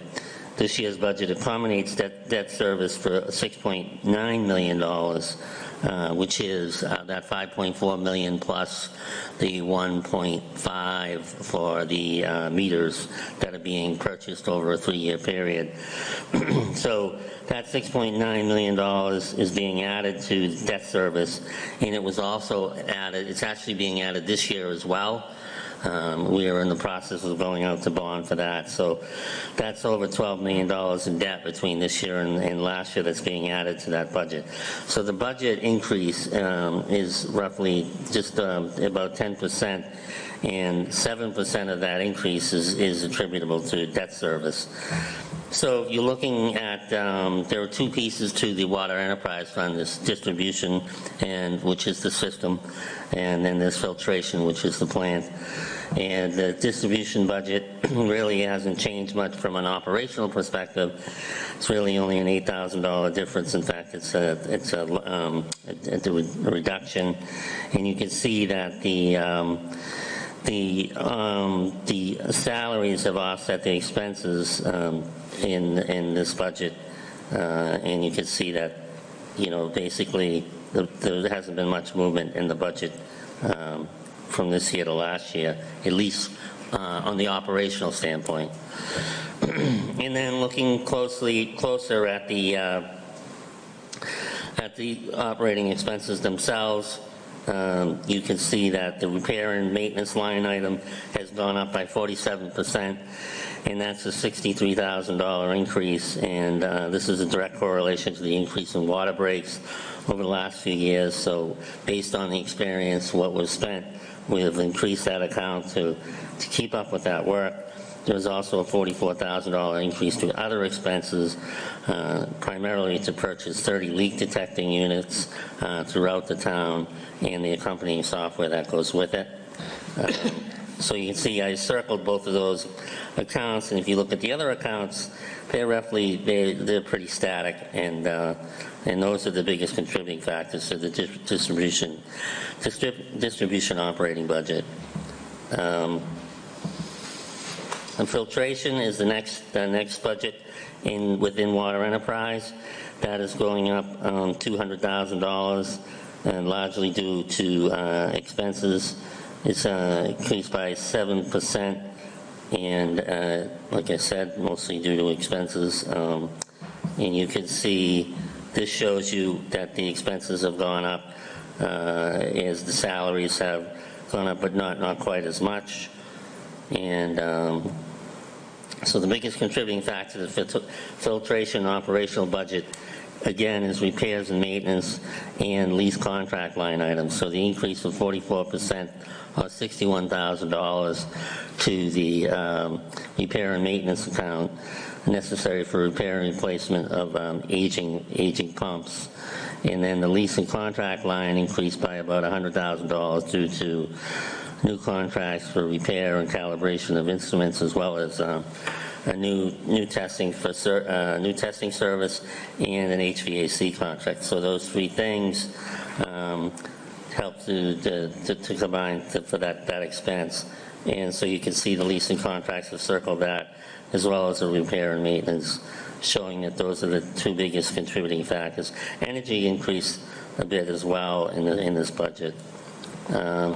So looking at the indirect costs for Water Enterprise, the indirect costs are $1.7 million in this budget. And what I've done is highlighted the biggest contributors to indirect costs. A lot of people concerned about indirect costs and what it means, and applying and making sure that it's not being used to fund other things. And indirect costs is specifically used to fund services that are related to the delivery of the water service. So in this case, water. And so if you look at the biggest contributing factors, again, insurance, retirement, Medicare, property and liability. In the one department that really uses a lot, or a lot of the resources are allocated to water, is DPW. So that's highlighted as well. So when you look at those items, you can see that the total contribution to indirects from those 4 or 5 items is $1.6 million. That's 96% of the indirect cost. So there aren't a lot of other expenses within the admin budget that contribute to indirect costs. It's primarily those higher fixed expenses. And they are there because there are employees in the enterprise fund that have group insurance, that are in the retirement system, that are eligible for Medicare. And those buildings, many of them, and those systems do carry a big expense for property and liability. So it makes sense that those are the biggest contributing factors to indirect costs, and why they're assigned as such. So this is a visual of that same phenomenon, which shows you the group insurance is 25%, and public works is 27%, retirement is 34%, and property and liability is 7%, and Medicare is 2%. So then the rest is very small, and that's admin. And then I broke it down on the left, there in the bottom left, 68% of the indirect costs are fixed, 27% of them are DPW, and 15 are admin. And then this shows you the correlation over time of indirect costs, and it steadily increased. Unlike the other one I showed you, which had that anomaly because there was a change in insurance, this one just shows you the trend, which is over time. The teal color is FY26, so that's the highest one, and then, but it shows you the biggest contributors are obviously those 4 or 5 categories that we've been talking about. And then looking at the budget as a whole, the water enterprise budget as a whole, which includes operating the 2 filtration, distribution, and also debt service, and all of those things. The total budget for water enterprise is $9.6 million, and the total increase is $858,000 for the water enterprise budget. And looking, you can see that of that 858, 629,000 of that is debt service. So majority of that increase is related to debt service. And so this is showing you that same thing. Shows you that debt service is 73% of the increase, and then operating costs is 21%, and indirects is 6% of the increase. And then looking at, this is an interesting bar graph. It shows you the percentage of debt as it relates to the overall budget. It is fairly high. It's it goes anywhere between 36 and 43% projected out over time, and that's a reflection of the policy change that the board made to invest in water infrastructure over the next 10 to 15 years. So it also shows you the projected budgets going out, and also the projected debt service, and how it relates. So looking at the town as a whole, you want to make sure your debt service is around lower than 10%, but not low like 2 or 1%. You want to be investing in the community. So when you take everything in its totality, that 36% actually comes down into that generally accepted accounting principle that municipalities strive to reach. This is a capital improvement plan for water enterprise. It shows you both the current year and then the 5-year plan. So there is $7.7 million of investment in FY26, and a big chunk of that is going to be financed through borrowing, $5.4 million for the water distribution system. That's the commitment by the select board. And then 1.5 for those meters that are being replaced over the next few years. And then the smaller amounts, the 150, the 500, and the 175, those are things that will be funded through retained earnings and not debt. And they will be funded for hydrant replacement, for water treatment plant and tank maintenance, as well as fleet and equipment replacement. So that's FY26. And then looking long term, you could see that over 5 years, you get $27 million in distribution improvements, and then the water meter replacement will finish out in the next 2 years, so that'll be $3 million. And then we'll continue to invest in these other programs over the 5 years. So over 5 years is a $32 million investment in the water system. And you can see that the current retained earning balance is $1.6 million, and water stabilization is $2.1. And then this is just a list. I think you've seen this before. It breaks out the types of pipes within the system. And I guess more importantly is the note on the side, which the priority locations for this year are South Tewksbury Phase 3 in the William G. Drive neighborhood. Additionally, the design for South Tewksbury Phase 4 is a priority as well. So those are things that are happening in the next coming fiscal year. This shows you the revenue side of the Water Enterprise Fund. It shows you that we're projected to receive about $9.8 million in revenue, and most of that's associated with user fees, obviously. And it shows you the trend on the right-hand side in that graph, which I'll show you the bigger one in a minute. But the revenue picture reflects the need for capital investment driven by the Select Board's policy to commit to those investments. So that just shows you the revenue trend over the last 5 years.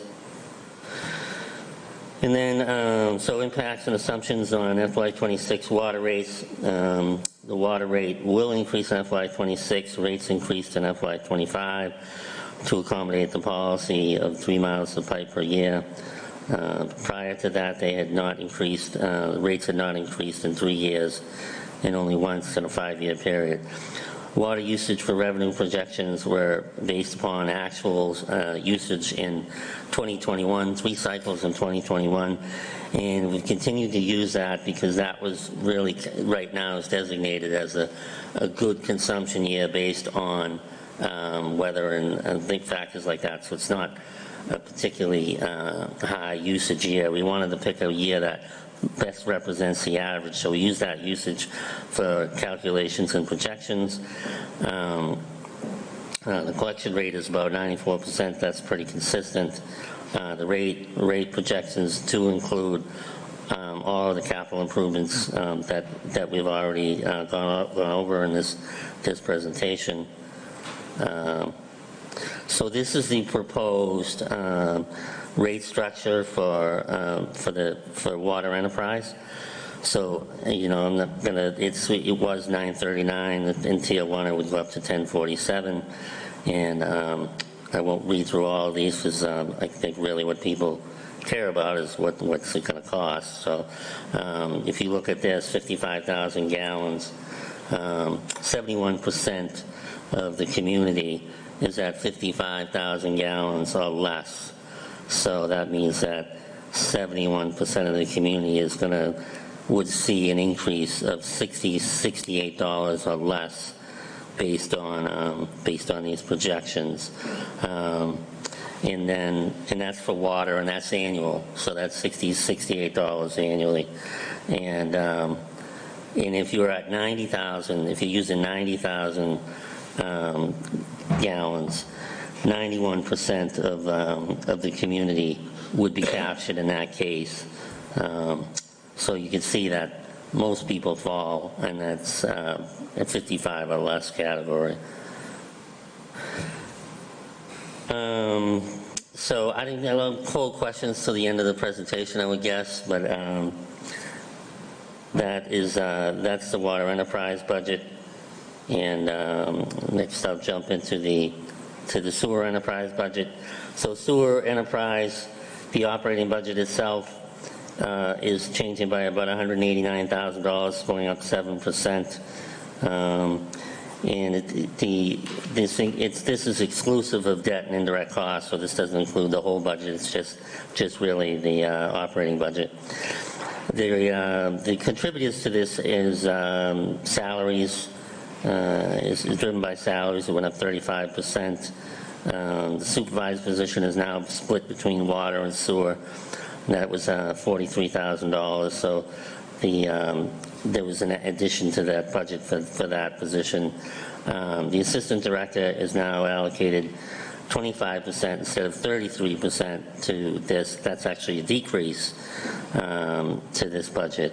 An HMEO position was moved from highway to sewer, and that's the biggest contributing factor, and that is $79,000. And also there was a temporary seasonal position that was increased from 1 to 2 workers at $13,000. So you can see that the salaries are the biggest contributing factor in this operating budget. And looking at the operating expense side, repair and maintenance line item, that increased by 42% or $41,000. Sewer manhole repair, network maintenance, and alarm notification were added to that line item, and that's why that increased. And the lower sewer assessment increased by 2.6% or $50,000. And I had to split them up because one's 1.9 million, the rest of them are less than 150,000, so it wouldn't work. So I split up the two graphs so you could see it more accurately. And then again, the same trend with the indirects. There's $815,000 for indirects for the sewer enterprise, and it's the same story. The Department of Public Works is the biggest contributor from departments, and then the fixed expenses, insurance, retirement, Medicare, and liability are the other big contributors to indirect costs. And they total $748,000, which is 92% of the indirect costs. And then you can see this is how it breaks out. Public Works is the biggest piece in sewer, and then group insurance is the next biggest, followed by retirement and property and liability and Medicare. So. And the Treasurer Collector's Office has actually 4% in this one. So, and then the table on the bottom left shows you the breakout. So fixed costs is 35%, DPW is 57%, and all other is 8%. So this shows you that same trend that we saw, except that Public Works is a much bigger share because sewer work does involve quite a bit of commitment from DPW. And then the other categories as well, the same trend as you saw in the water enterprise budget. Then looking at the budget as a whole, the sewer enterprise budget is a different story than the water. It's very stable, and the debt is on the downslope because there's a lot of debt that's coming close to maturity, which I know is difficult for a lot of people to believe because it just seems like yesterday that they were doing all that sewer work, but a lot of that is going to mature in the next six years. So there's a $43,000 increase to the total appropriation for sewer enterprise, which I think is less than 1%. So that is very stable. This shows you what the contributing factors to do for sewer. So debt's still a big contributing factor, but that's going to continue to drop off over the next few years. Operating is a big factor, and then indirects. And then this is what I was talking about with the debt. You can see that, so the green line is debt as a percentage of the budget. So you can see 2025, debt was 50% of the budget, and then this year it's about the same. Then you're going to see after 2028, it really starts to drop, and the debt will get much lower. So the budget itself is at 7.1 million, and then that's a projection out to 2036. So it's a much different story than the water enterprise budget, but there is still consideration for maintenance and improvements in this budget, which is a good segue into the capital improvement plan.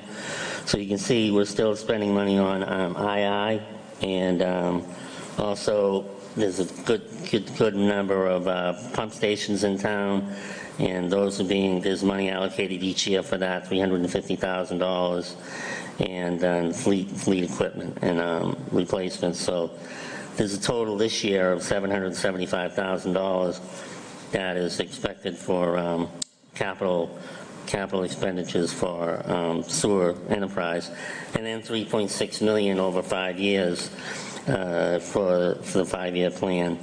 The biggest contributing factor to that would be sewer pump stations. And right now, sewer retained earnings balance is $5.9 million, and the balance sewer stabilization is $4.2 million. So then the sewer enterprise, this is the revenue side, and you can see the revenue is projected to be $7.2 million. And if you look at the trend, you can see that It's 7.2 million. It's going to remain, I think, somewhat much more stable than what you'll see in water because of the aggressive investment in infrastructure. So sewer rates for FY26 will increase. The rate has not increased in 5 years. When the sewer rate increased 3% in FY24, 2% in FY25, and it's proposed to be 2% this year. And that's not in this presentation, but it should be. It's 2% is the proposed increase for this year. Sewer usage for revenue projections were based again on that same cycle in 2021. Annual water usage projected at 649 million gallons, and that's the same one that we've been using. And it does include, the rate structure does include all the capital investments.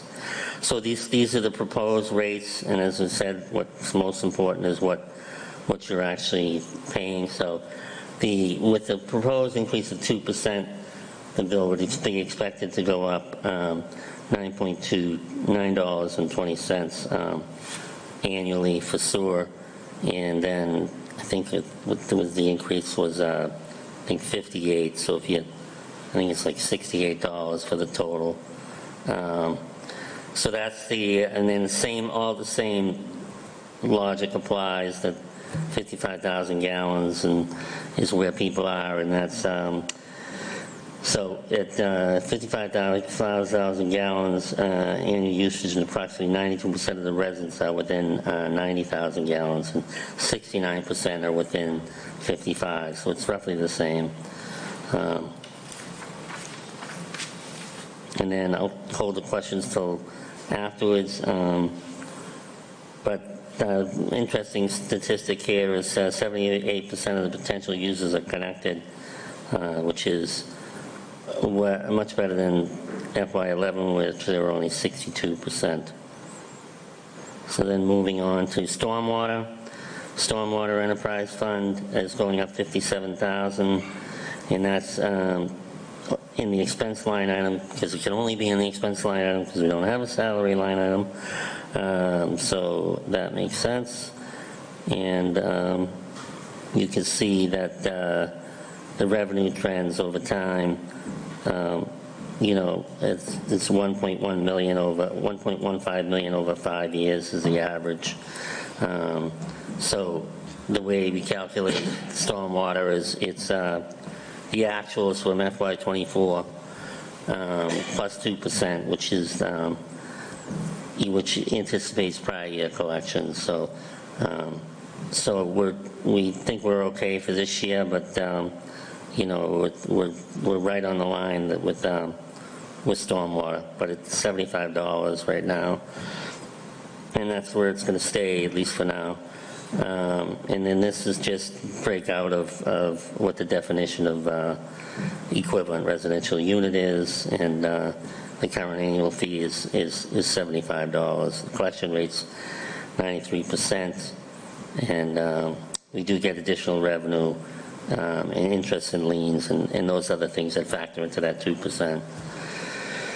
So this is the capital program for stormwater, and it's $250,000 going into stormwater drains, and then project development is $150,000. I believe that's design.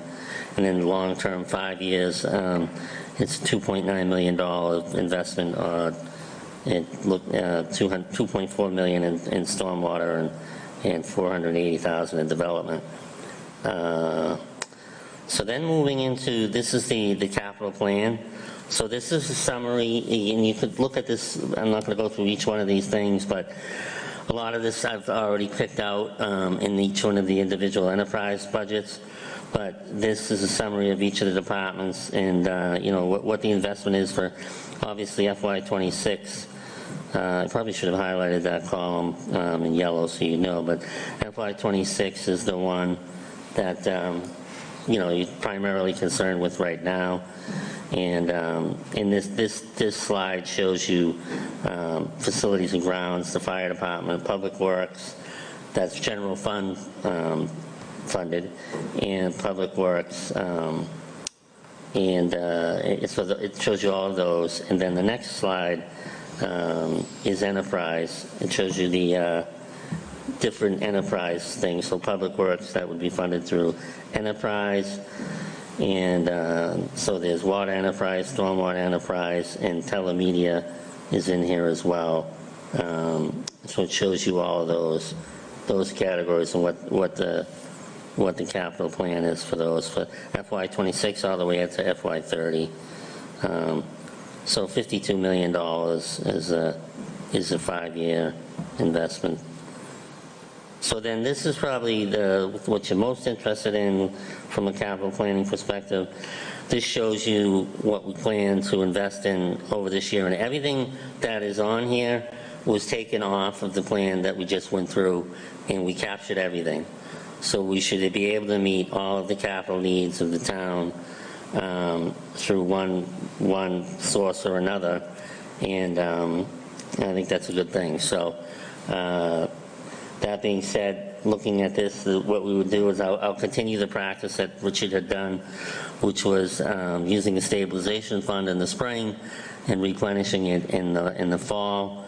And being able to pull everything off this year would mean that we would probably have money in the fall to carry out all the policies that you've adopted for investing in stabilizations and things like that. So here is what we're investing in. So DPW, $675,000 for various line items. Bobcat asphalt roller, liquid brine production system, and then sidewalk reconstruction. And then fire department, we're getting a new ambulance, and we're not going to wait 2.5 years, so it's not going to be, I usually would put that out as a borrowing and take it away later, but the chief managed to find an ambulance that will be delivered in July, so that's going to be, that's the fire department, that's $690,000. And then the facilities and grounds is $631,000 in various capital items that he'd like to get done this year. So total general fund commitment of $1.9 million, almost $2 million that would come out of the stabilization fund, leaving a balance of 17.9 that we would look to replenish in the fall. And then moving down to water, to enterprise expenses. Looking at the water enterprise fund, there's $825,000 in expenses. And some of these are split between water and sewer based on the type of equipment that it is, that are shared resources. And so that's $825,000. And then in the sewer, that's going to come out of retained earnings, by the way, and that will drop that balance down to $873,000. And then sewer retained earnings, we would be looking to fund all of these items out of the retained earnings, which is $5.9 million, and that's $775,000 expenses, mostly equipment, but some II and pump station improvements as well, as I had mentioned earlier. And so water retained earnings balance, it looks like a hangover. Let me see. Yeah, don't pay any attention to that number at the bottom. So then stormwater retained earnings is $1.5 million, and there's some drainage work that I mentioned earlier, as well as project development, and that's $400,000 that would come out of that account, leaving $1.1 million of a balance left in that account. And so that would be a total commitment of $3.996. So all of those items I just mentioned add up to almost $4 million. And so that would be paid out of stabilization and retained earnings. And then also $6.9 million of that is borrowing, which is the meters and the distribution work. And then the roadway work is $805,000 in Chapter 90 grants. That will be paid out as well. And those two items that I mentioned for cable, which was the $29,000 for the school for Fleming, and also the $40-something thousand for for the relay stuff. That adds up to 77. That'll come right out of that appropriation. So that's a raise and appropriate. And that's it. If you have any questions or comments, I'd be happy to answer them. Okay, board members, we'll start with Mr. Kratman. I got a bunch. Okay, we get into the water and sewer enterprise funds and the request. So each year we get a breakdown of the sewer debt that's coming off, and we see a percentage of where it's going down. But do we actually have the dollar amounts that we're paying each year and how it's going to be broken down? It's like, so like how much are we paying in debt this year, next year? Yeah, I have that. I have that. Actual amounts that are being done, because we're talking to residents about increasing water and sewer rates, and we're being, the residents want to see us fix the water lines, but we just want to find out, at some point, if this debt goes down, will this be something that we can, not continue to raise them and pay it off with some of this existing debt that's going away? Yeah, that's a great question, and I'll show you that in 1 second. Let me just open that up.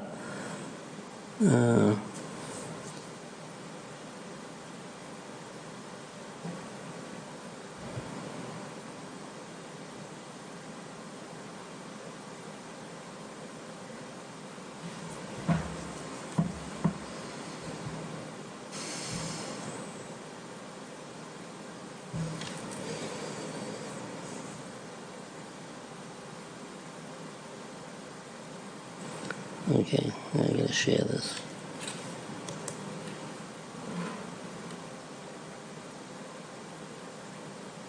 Okay. All right, so this shows you, this is exactly what you were talking about, so in FY25, the year we're in, that $5 million, $5.4 million, that the debt service for that is projected to be $619,000. And then the debt service for the 1.5 million is projected to be $172,000. So if you look at where we are with our existing debt, it's 2.3 million. That's at the top where you can see where the cursor is on now. And then you add that in, it brings it up to 3.1 million. And then what happens is, you can see this sort of cadence that happens is that every year you add that $5 million, that $5.4 million, it adds to that number. So you can see that, the debt service continues to go up because you're adding 5.4 million. Now in FY28, there's a little bit of a hiccup. It doesn't go up as much because that year you don't borrow the meters, you stop borrowing for the meters. So you can see that it's, hold on. So you see there's only one line item there. And so Now that's under water, right? this is water, Yeah, so what about, what I'm asking specifically is about the sewer debt. We have sewer debt that we are paying, that we did the sewer repairs, and what are and each year it's going down because of, we're paying off the money that we borrowed to do the repairs and to put in all the sewer lines. Little by little, it's dropping off. And what is that amount that we're paying, that we're borrowing, compared to what we're going to be paying in a couple of years? So let me show you that too. I have that.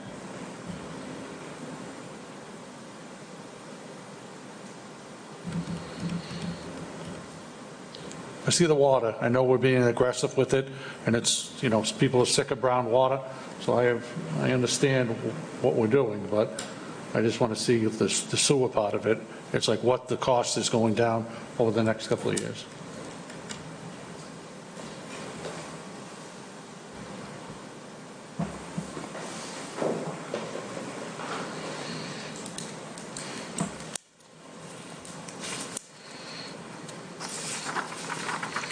Mr. Hardeman and Mr. Stack, I got a couple of questions for you, so you might as well, if you want to come on up.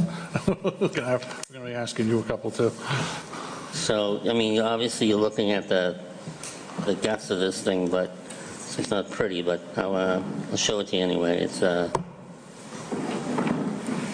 so if you're looking at FY '25, you can see that what happens is here's the debt for sewer right here. Yep. It starts at 7 million in FY '25, and it drops off a little bit, and then you can see 50% of that is applied to the general fund, and 50% of that is applied to the enterprise. So you're looking at this 3.5 million. And then over time, that goes down. So you can see goes from 3.5 to 3.3 to 3.2 then in FY '28, it starts to drop, precipitously. It's 2.4, 1.5. 873 till you get to like 2031 and 32, it drops down to next to nothing, and that's that. So in the next, not in the next 1 or 2 years, but in 3 or 4 years, it's going to be off by a couple of $1 million.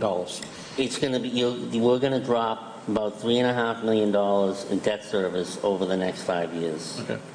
Which is good, but Well, I understand that, Yeah. but the whole thing is like, we're raising water and sewer rates, we're paying some of the highest water and sewer rates around. I understand why we're doing it, I understand Yeah. that we're making an investment, and we're doing $5 million, and we're being aggressive to replace them.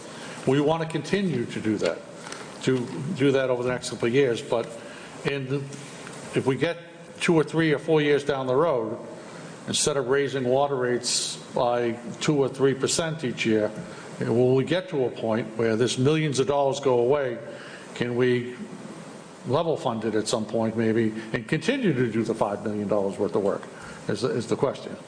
So the only way you could continue to do the $5 million worth of work without just using the rates is to pay for it through the general fund, subsidize it through the general fund. No, I'm just saying, if, like, we're raising it a percentage, like we're raising Right. 3%, 2%, whatever we're raising it Yeah. each year. If we're trying to stay at that $5 million, and we're figuring that's what we're able to do. If this is dropping off $3 million, are we able to raise rates 1% instead of 3%? And continue to do $5 million worth of work. I know it's going to get more expensive. I know it's going to think. The residents are looking to get something done, but they're also paying through the nose. And So you won't be able to, you can't cross over to one enterprise to another because they're two separate enterprise funds, and that's kind of the intent of them. Yeah. But what you do is you'd see, obviously, right now there's a 2% increase built in for sewer. That's fairly low. That's not bad. I don't expect that to change in the future based on the capital plan you have moving forward. So I think that sewer is going to remain very stable.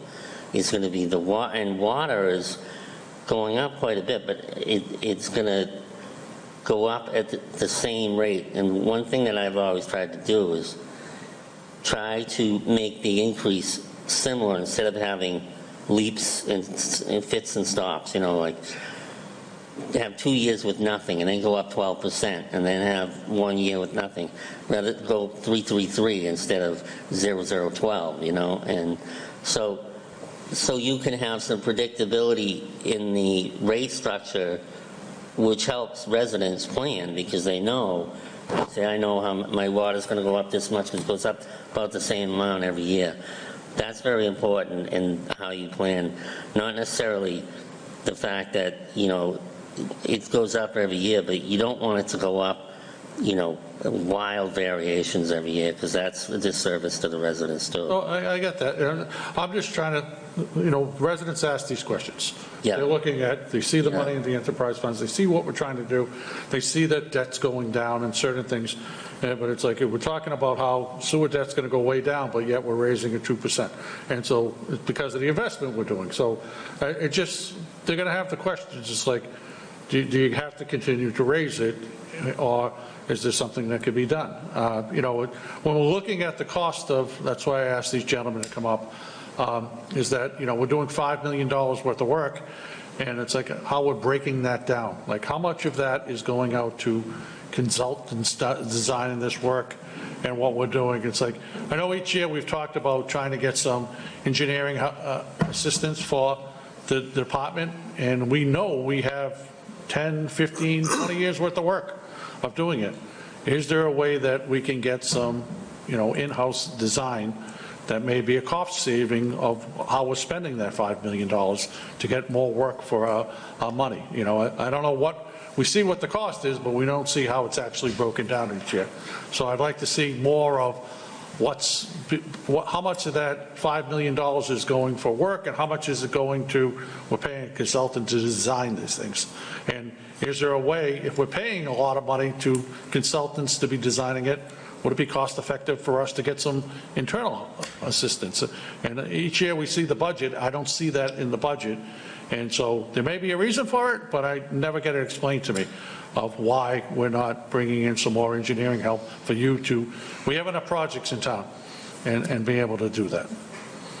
Is there, I mean, I don't know if you looked at it or if you have a quick answer or you want to get back to me. You know. So I want to look at the information. I know that we look at that stuff internally.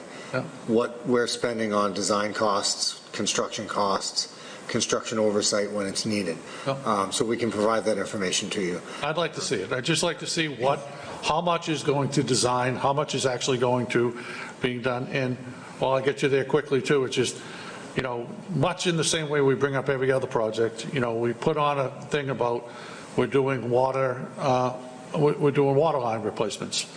And we mentioned a couple of locations. Are the residents that are where we're going to be doing the water line replacement, do we have something that the residents are aware that we're going to be coming out there in this year or next year? Is something like put up on the website to notify we're doing here or there and expect us to be coming, or is there some sort of notifications to them ahead of time? Yeah, so we do have a project websites for our water main replacement projects, and typically the residents will be notified by a letter usually delivered to their property a few months in advance of the... So it's at least a couple of months in advance. It's not something that, oh, we're going to be out there next week, you know? Yeah, okay. and then also the construction contractor will also typically give their notice, usually on a much shorter time frame on when they're going to be out there, but yeah, they're notified. Yeah, I'm just trying to think of it. So, you know, we're doing these overall projects, and when we're doing it, we get a lot of questions from residents like, why isn't this roadway resurfaced?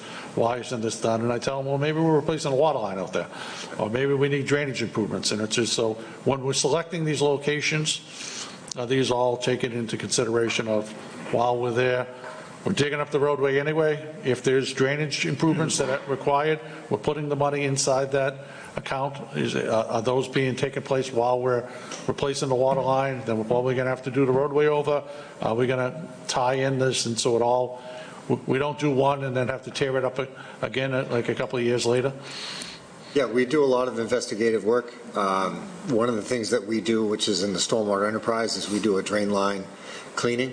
Yep. So when we know a project is on the capital plan for water main replacement, say, we'll go through that neighborhood and camera all the lines, clean and camera all the drain lines. Yep. So we know what the condition of those are to see if those need to be included in a project or a separate project done to replace those, so that we go into a neighborhood once, we get everything upgraded, and then we can do the final pavement after. Are there any improvements that are like while we're out there, like scheduling any improvements if we know we have flood areas and those things? Because I mean, that's one of the reasons the roadways get in such horrible condition, is because we have flood areas where certain areas are underwater a lot, and we just talked about the floodplain, and is that something that we're making the improvements while we're doing the water lines and going out there and do those as well?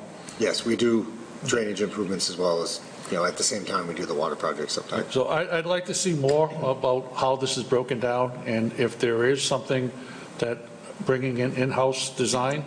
We talk about it numerous times at this meeting, and I never hear anything come back. So I'd like to know if we can get something back to say, is there a cost savings to that? And if we're not doing it, why aren't we doing it?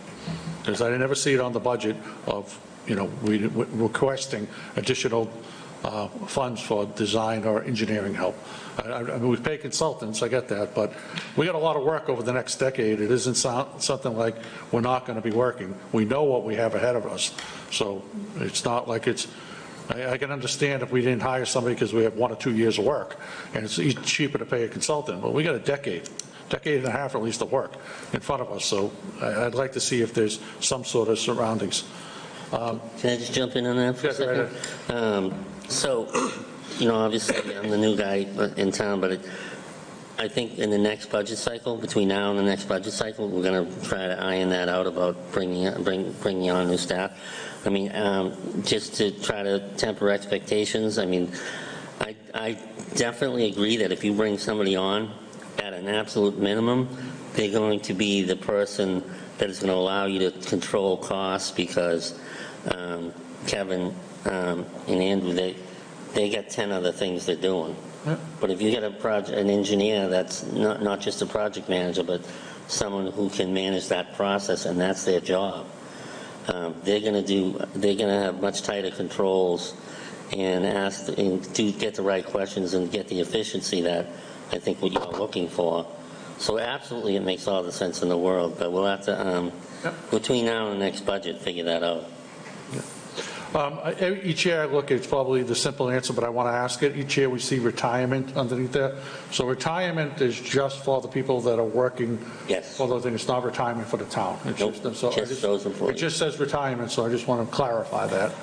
And then each year I always ask the same question. It's like when we're talking about water, we spend a ton of money on chemicals at our plants, and while we're doing this, and it just, is a way to figure out how much water we're losing. And I know as you say, it's difficult, but I'd like to know, we have a lot of water main breaks in this community, and like how much, if we're paying for all these chemicals to clean the water and do all the things, and then we're losing so many gallons, it's like, if we replace the water lines, the residents are going to understand the savings, because now we're not losing that much. If we're losing, 500,000 gallons of water each year that's going into and we're treating it, and the chemicals are just going into the groundwater, I'd like to know, is there a way to figure out, we get the new meters, how much we're sending out, how much is actually accounted for? Is there a way to figure that out? Yeah, so we have to report that to DEP each year, so Yeah. I can send that to the town manager to provide to the board. I'd like to see that, to see how many, any idea how much we think we're losing each year? Do you know? I believe the last annual statistical report we submitted was for 2023. We're starting to work on the 2024 report. I want to say it was around 13% unaccounted for water in the system. That's a lot of water. So, okay, yeah, okay. No, and like I said, we're treating it, we're doing things, so, as we're trying to figure out where it's going and the priority of fixing these lines, I just like to say, justify where we're spending this money, and how we're doing it. So Kevin, could you just talk about that? Those leak detectors related to this? Yes. Yeah, so we just deployed about 30 leak detection units within the system. They're mobile. They get installed within gate valves, and they send signals back to us to let us know when there's leaks. Leaks let us get ahead of breaks, and those are devices that we can target a neighborhood, see how it's doing for a week or two, and then move it to another location, target that area for a week or two, and move them around the system. We're actually, in FY26, we're requesting additional funding for more units so we can monitor more of the system over time. Excellent. And the sidewalks, it said reconstruction. Is that, is that just for reconstructing existing sidewalks? Or is it something that we're doing, the money put aside, it said $250,000 for reconstruction. Is it something, but what about new sidewalks that we're installing? Is there any funding in that, or is it just repairing existing? It's a combination of both. What we're finding is the 250 that we used to request doesn't get us nearly as far as it had. When we first started requesting this funding, we built a sidewalk from the high school to Whipple Road Yep. for $136,000. Yep. We just did a cost estimate for the sidewalk on Whipple Road and that was around 2,000 linear feet of sidewalk. From that sidewalk at the end of Pleasant Street on Whipple down to Chandler, that's a $2 million project. Yep. With the funding that we have in place right now, $250,000 a year, that's an 8-year project. Yep. Right? So we're starting to reevaluate how we approach sidewalks. Are we still getting the money from, I know we did the program with the state where we were putting in so much and they were giving us the percentage. Is that expired or is that still ongoing? Well, I'm not sure if you're talking about the Complete Streets program. Street program, yeah. Yep. We're only eligible for that. Anyone in the community, in the state is only eligible for $400,000 every 4 years. Yeah. We constructed Fisk Street in 2022, so we'll be eligible for that funding again in 2026. So we'll reapply for that at that time. And the funds that Moulton got us for Livingston Street, is that taken into consideration into any of these? Or is that just? That's already programmed. Okay. That's in design right now, and construction's going to be starting within the next year or so. Okay. All right, I got more questions, but I'll ask them. I don't want to tie up the whole meeting, so I'll let everybody else drop in. Mr. Mackey? Thank you, Mr. Chairman. Mr. Curran, thank you for the presentation. My first question, when can we expect this to be on the website again? Tomorrow. Perfect, thank you. And then I appreciate the work that went into this, especially again with you being here for such a short time. I have some issues with this, and these are not directed at you because you did what you could with the tools you had at hand. What was the projected increase on the average water bill? I think 58. Is it 50? Hold on. Well, it was 67 for anyone that used 55,000 gallons or less, and 71% of the population falls into that category. Okay. So it's hard to nail down what the average consumption is. Adam, maybe you can comment on it, but like, in Bill Ricker, I think we used like 2,500 a cycle or something like that. Yeah, I mean, we see such varied usage of water throughout town. I think this is probably the best way to break it down, that, like the town manager said, 71% of the residents are going to use 55,000 gallons or less. So 71% of the residents will see a $67 increase in their bill or less. Perfect.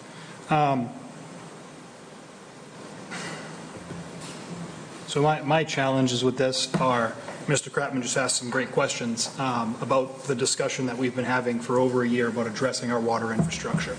This board made a commitment over a year ago to spend that $5.4 million. I don't know how we're at this point in the cycle and we still don't have a strategy or plan that we can put forward to the residents. We've said multiple times we didn't want to put it directly on the rates. We're now putting it directly on the rates, which to me is unacceptable. We've had lots of discussions and one or two questions get asked and then it goes off into the ether. This is, in my mind, a direct failure of this board. The buck stops with us on this topic. This is not a DPW issue, it's not a town manager issue, this is on us. We can ask all the questions we want about little facts that go into this, but we owe it to the residents to have a strategy and have a plan to empower our DPW and town manager to solve this problem. This is not a put it on the rates, oh, we didn't know this was happening. We committed to spending this money. This board committed to spending this money. Now we have a rate raise going on the residents. I'm reiterating my request that we put this back on as a evergreen item on our agenda until we have a strategy that we can put forward, because we need to address it. I don't want to be in the same situation next year saying, oh, rates are going up again. We knew it was the 5.4 million. We haven't moved the ball. Additionally, that 5.4 million is 3 miles. I believe we have almost 80 miles that we need to address. Yeah, Is that correct? 77 miles. 77? Yes. Perfect. Okay, so that 5.4, we're projecting it out, I think it was 7 or 8 years. That is nowhere near enough. we need to do more, and we need to have a cohesive strategy that we can communicate to the public and to our staff on how we are going to address this. Again, the buck stops with us. We need to get ahead of this. I would reiterate my request, Mr. Chairman, that we put this as an evergreen item so we can address it. Okay. Thank you. Mr. Ryder. Thank you. I'm going to agree with James. I'm going to disagree with James. Yes, the buck does stop with us, but we did ask. This board did ask, and Mr. Kratman just touched on that we asked, how do we go about cutting the cost of installing water mains? We brought up ideas. Again, we can't do the job. And again, John, I have to disagree with you. We can't wait till next year. We really can't.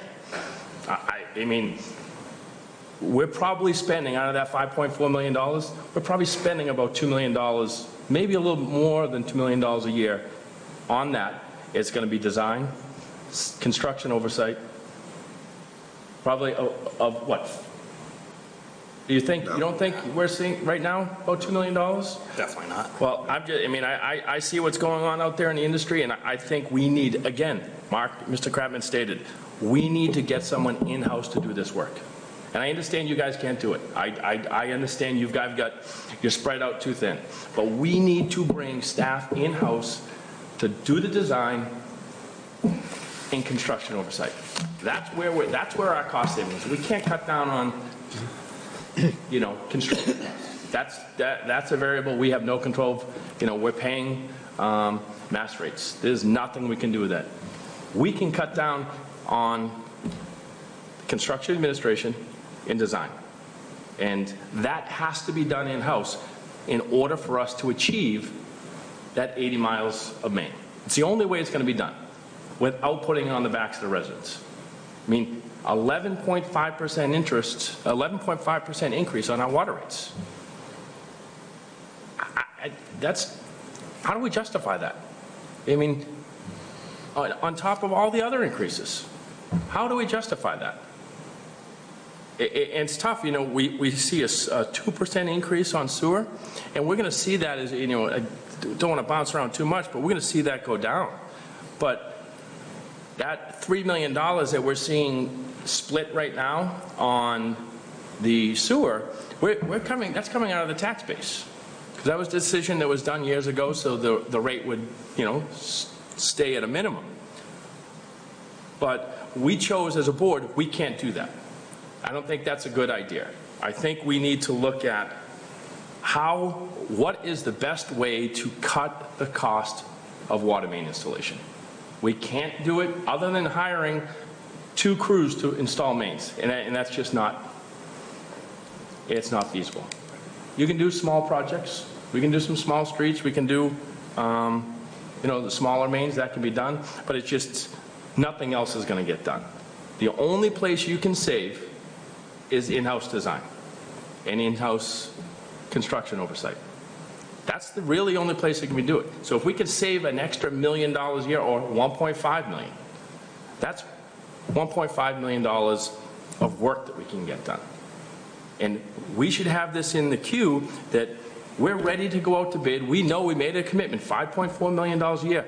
There should be projects in the queue ready to go in February so we can have early bidding, get that out in February, get, better pricing. And the only way to do that, consultants, they're so backlogs, we need to get somebody in-house. In the wintertime, they could be designing projects. Summertime, it's out to bid. They can be, whether they're still continuing, they can do some of the construction administration. I'm not saying that's the end-all, be-all answer, but it has to start there. Because you can't do it, Kevin. Andrew, you can't do it either. I mean, you guys, you just cannot do it. This board has said, what do you need? And we're back here with the same answers. I mean, I would love my select board to tell me, what do you need to get this done? Put out a plan. We have to see it before we can make that decision to say, yes, it's feasible, or no, it's not. But we could justify it if we were saying, we're going to increase our rates 12, 13%, but this is what we're going to do. We're hiring in-house staff. We have a plan to do this, this, and this. But we told the residents, we're not going to try and put this on the backs of the rates. And here we are. We're back, 11.5% increase on our water rates. You know what I mean? Residents are already irate about what we're paying for water. And I understand they want the resolution of stop the main breaks, stop the brown water. There has to be a solution. This board represents the residents. I don't know. We just, I agree, James. I don't want to be back here in a year. We should have had this in place. We've talked about it.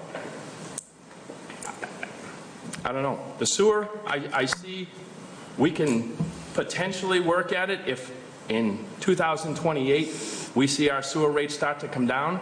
We could potentially increase our water rates 13, 14, 15% if we're reducing our sewer rates by 5, 6%. We're not going to be able to completely reduce them completely, but we should be able to bring our rates down based upon our debt service. And I understand we're going to have some increased sewer repairs and things of that nature. But the way it's trending, the way that Mr. Curran just put that out there, we're also going to have some capacity in the tax levy. We're offsetting right now of that 50%.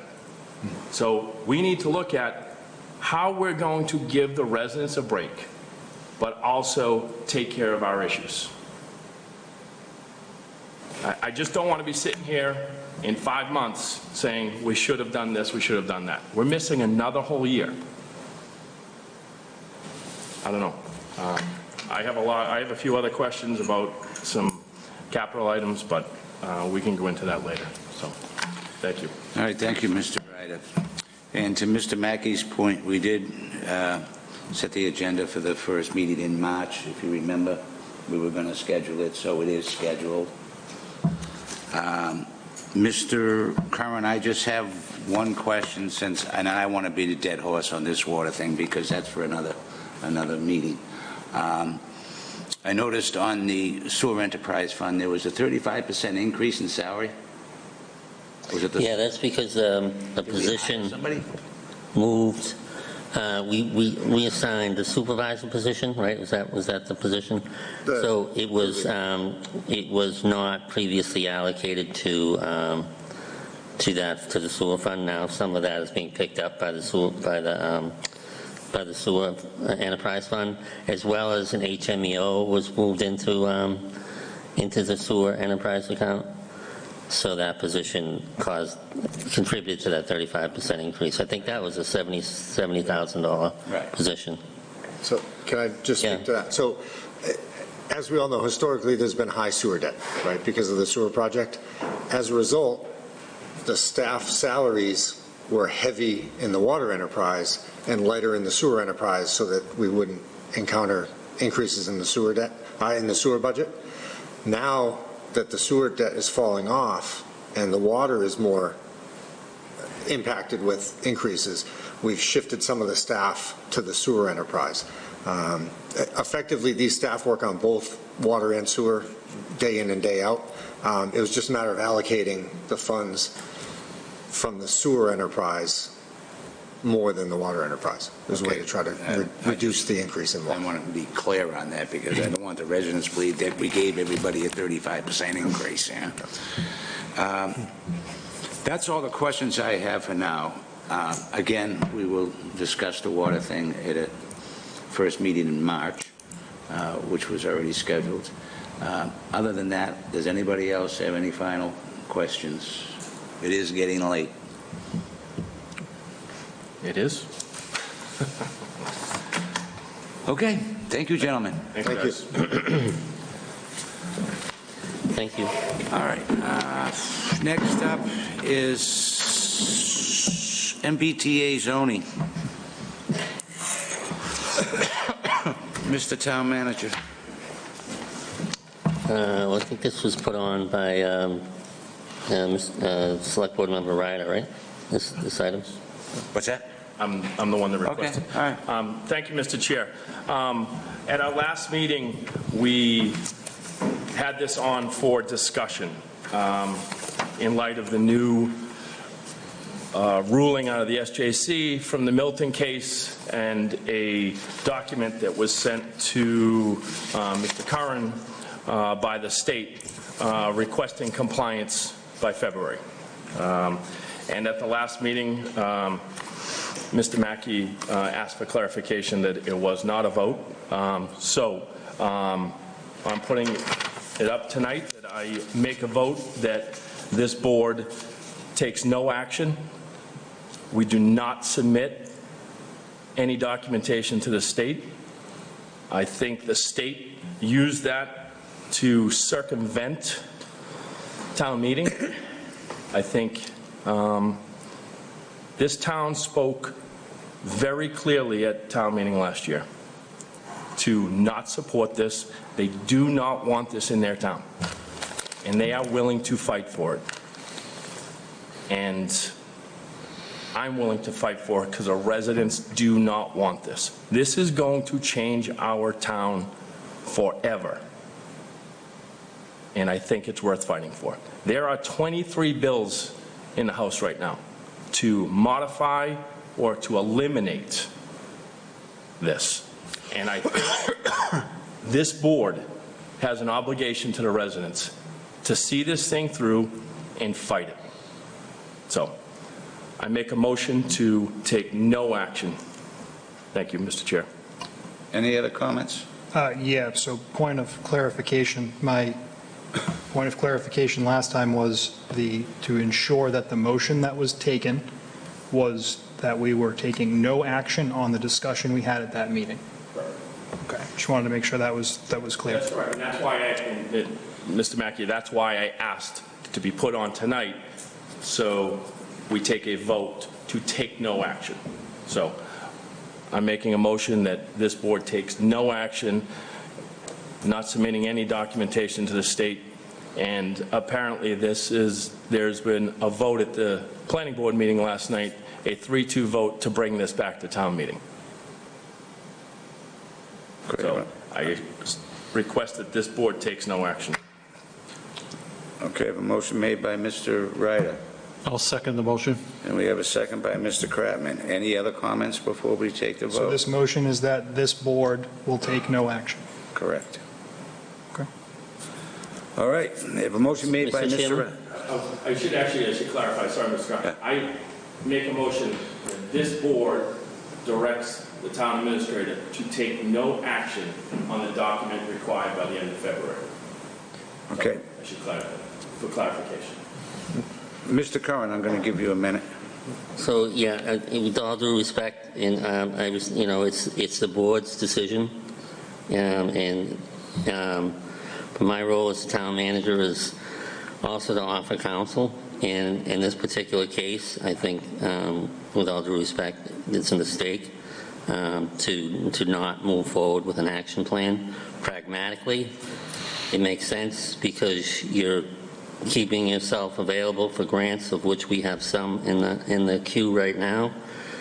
And then the other issue is a little bit of a selfish one.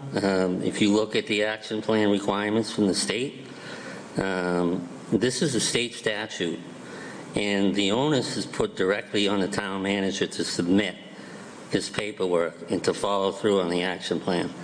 Me refusing to do that is a violation of the state statute. I'm being put in a very difficult position. So I don't agree with your opinion about this issue, but that's not my decision to make. It's just my counsel to give. I don't think I'm going to get into all the details of why, because I'm not sure if that'll be productive at this point. But I just want to be on the record that I think it's the wrong decision for the board to make. And I think it also puts me in a difficult position as the town manager. I will obviously carry out the will of the board because that's what my role is. But I hope that the board will protect the town and myself if legal action does come of it, because we will not be covered by insurance. for this. Can I respond to that? I appreciate, Mr. Curran, your thoughts on this. The document that is required, or the document that's requested, is to certify. Microphone. Oh, sorry. My apologies. The document that is requested to be submitted is to certify that the town will be compliant with the MBTA zoning, correct? No, it actually mentions the town manager specifically. It mentions that the town manager is submitting the document stating that we will come in compliance. Am I correct? I have a problem submitting anything that this town has voted against. The residents spoke loud and clear. They do not want this. Again, the state's going to come back and tell us, yes, you need to comply. Again, there's legislation in the House right now to either eliminate or change. Why would we want to submit anything if there's a potential that this could be changed or altered in any way? Our own state representative has a bill filed that's to change the legislation. This is not the legislation that the House voted on.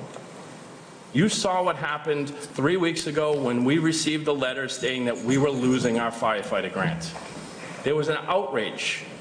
And then all of a sudden, we're going to give this out to the communities again. Like, this may be a grant that you will not receive. Again, I think we have the right to say no.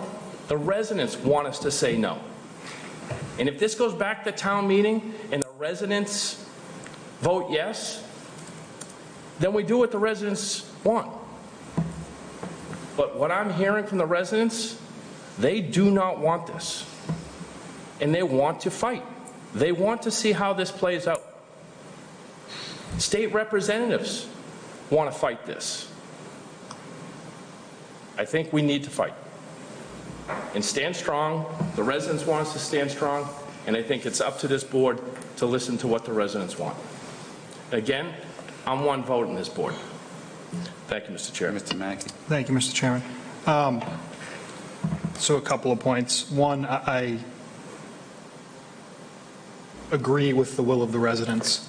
However, I don't see this action plan as a hurdle to that. This is a document that says, here's how, if we were to do it, how we would do it. It still has to go to town meeting. There is nothing that we can do that circumvents town meeting. We're putting a plan together like we did last time. It says, these are the milestones, this is how we will achieve it. All that does is buy us more time so we don't lose grants tomorrow or whatever the date is at the end of the week or beginning of next week when this goes into action.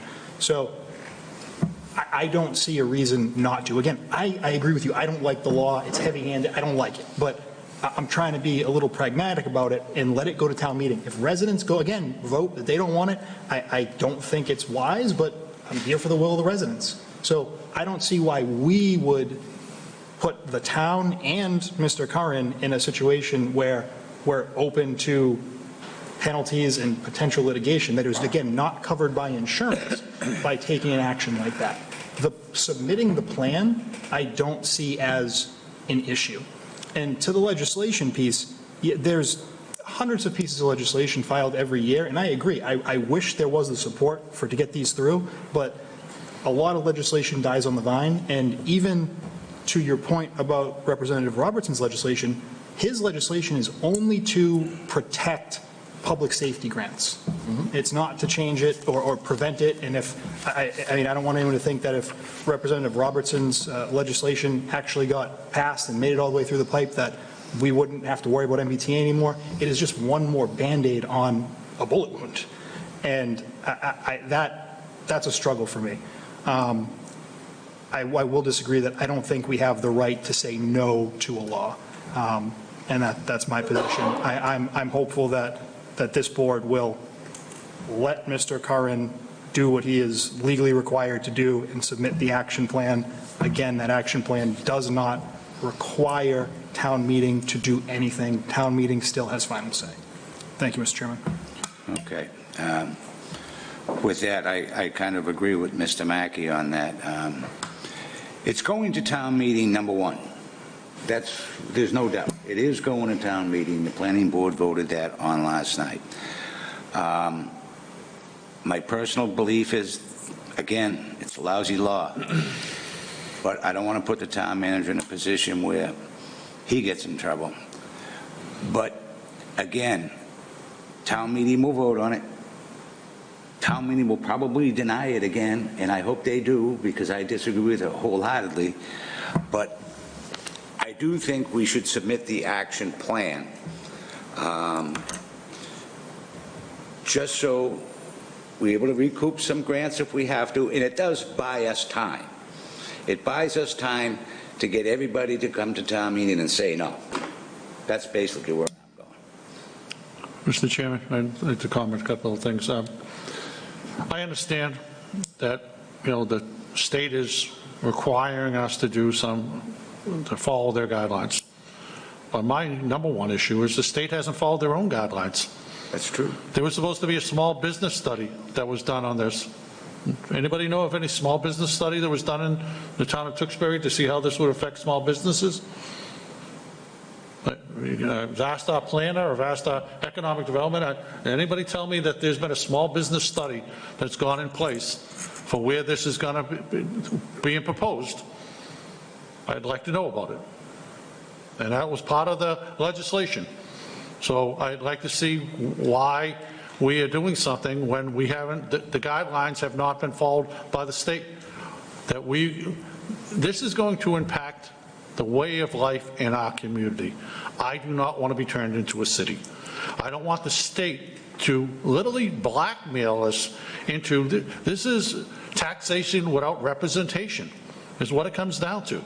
They're telling us that our taxes are going to go to the State House, and if we don't do what they want us to do, that is against the will of this town. I mean, 90% of the people came, and I've heard all the excuses. Well, the reason they voted was because of Milton. They didn't vote because of Milton. They voted because they knew what the traffic congestion was in that area. They know what this will cause. You build 1,200 units and you put 2 cars in each one. Where are they going? And there's no mitigation coming from the state. Zero that's coming in our direction. If the state came forward and said, we're going to submit funds to the town of Tewksbury to do roadway widenings, mitigation, help something, and we want to put a comprehensive plan of how we can build housing in your community, then work as a partner. Do not come in and say, if you don't do it, I'm going to take your tax dollars away. Because it's, like I said, it's ridiculous that that's what we're being up against. And that if we don't do it, then we're the ones that's the problem. The state's the problem. We didn't cause this. We're just fighting for the residents. We're spending our tax dollars, setting it there year after year after year, and year after year after year, I never see any Mass Works grants come back here. I never see any major roadway improvements. We don't have sidewalks down down Route 38. We ask for them, and I get wiffle ball courts up on Tewksbury State Hospital.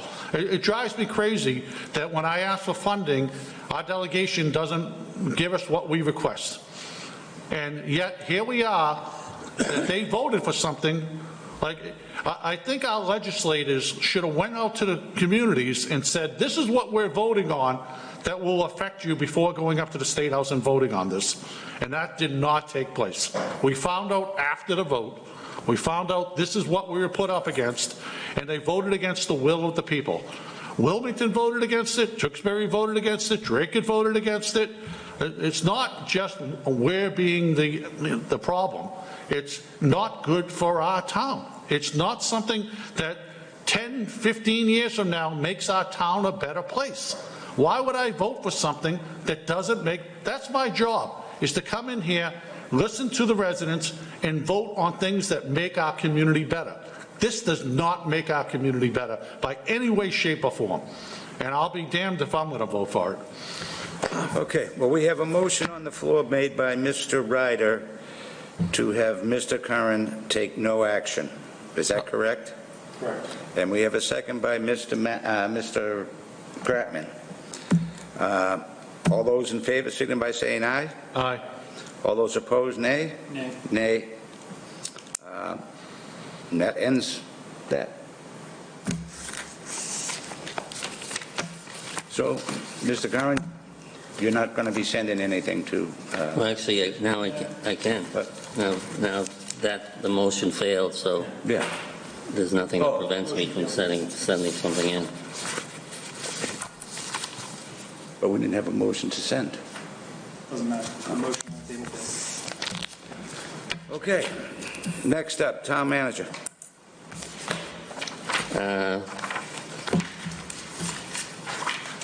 So actually, this will be short because most of it was the last item. I did have a NIMCOG meeting this week. It was here in Town Hall, and I talked about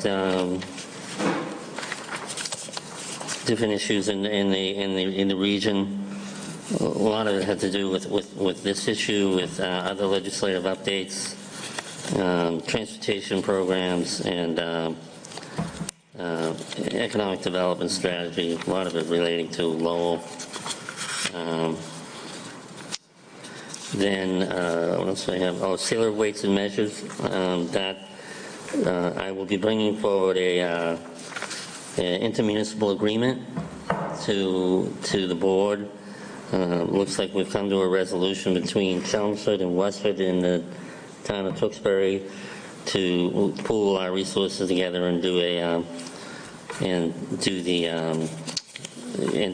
share the position. And the position would be in Chelmsford, and we would pay an assessment of $30,000 for the service. The revenues that come in from that would still come to the town of Tewksbury, and they would offset some of that expense. We're going to look at the sealer fees and see if there's anything, see how that compares, and if there's a way to make sure that we're trying to recoup as much as we can off of that expense. And the question was asked about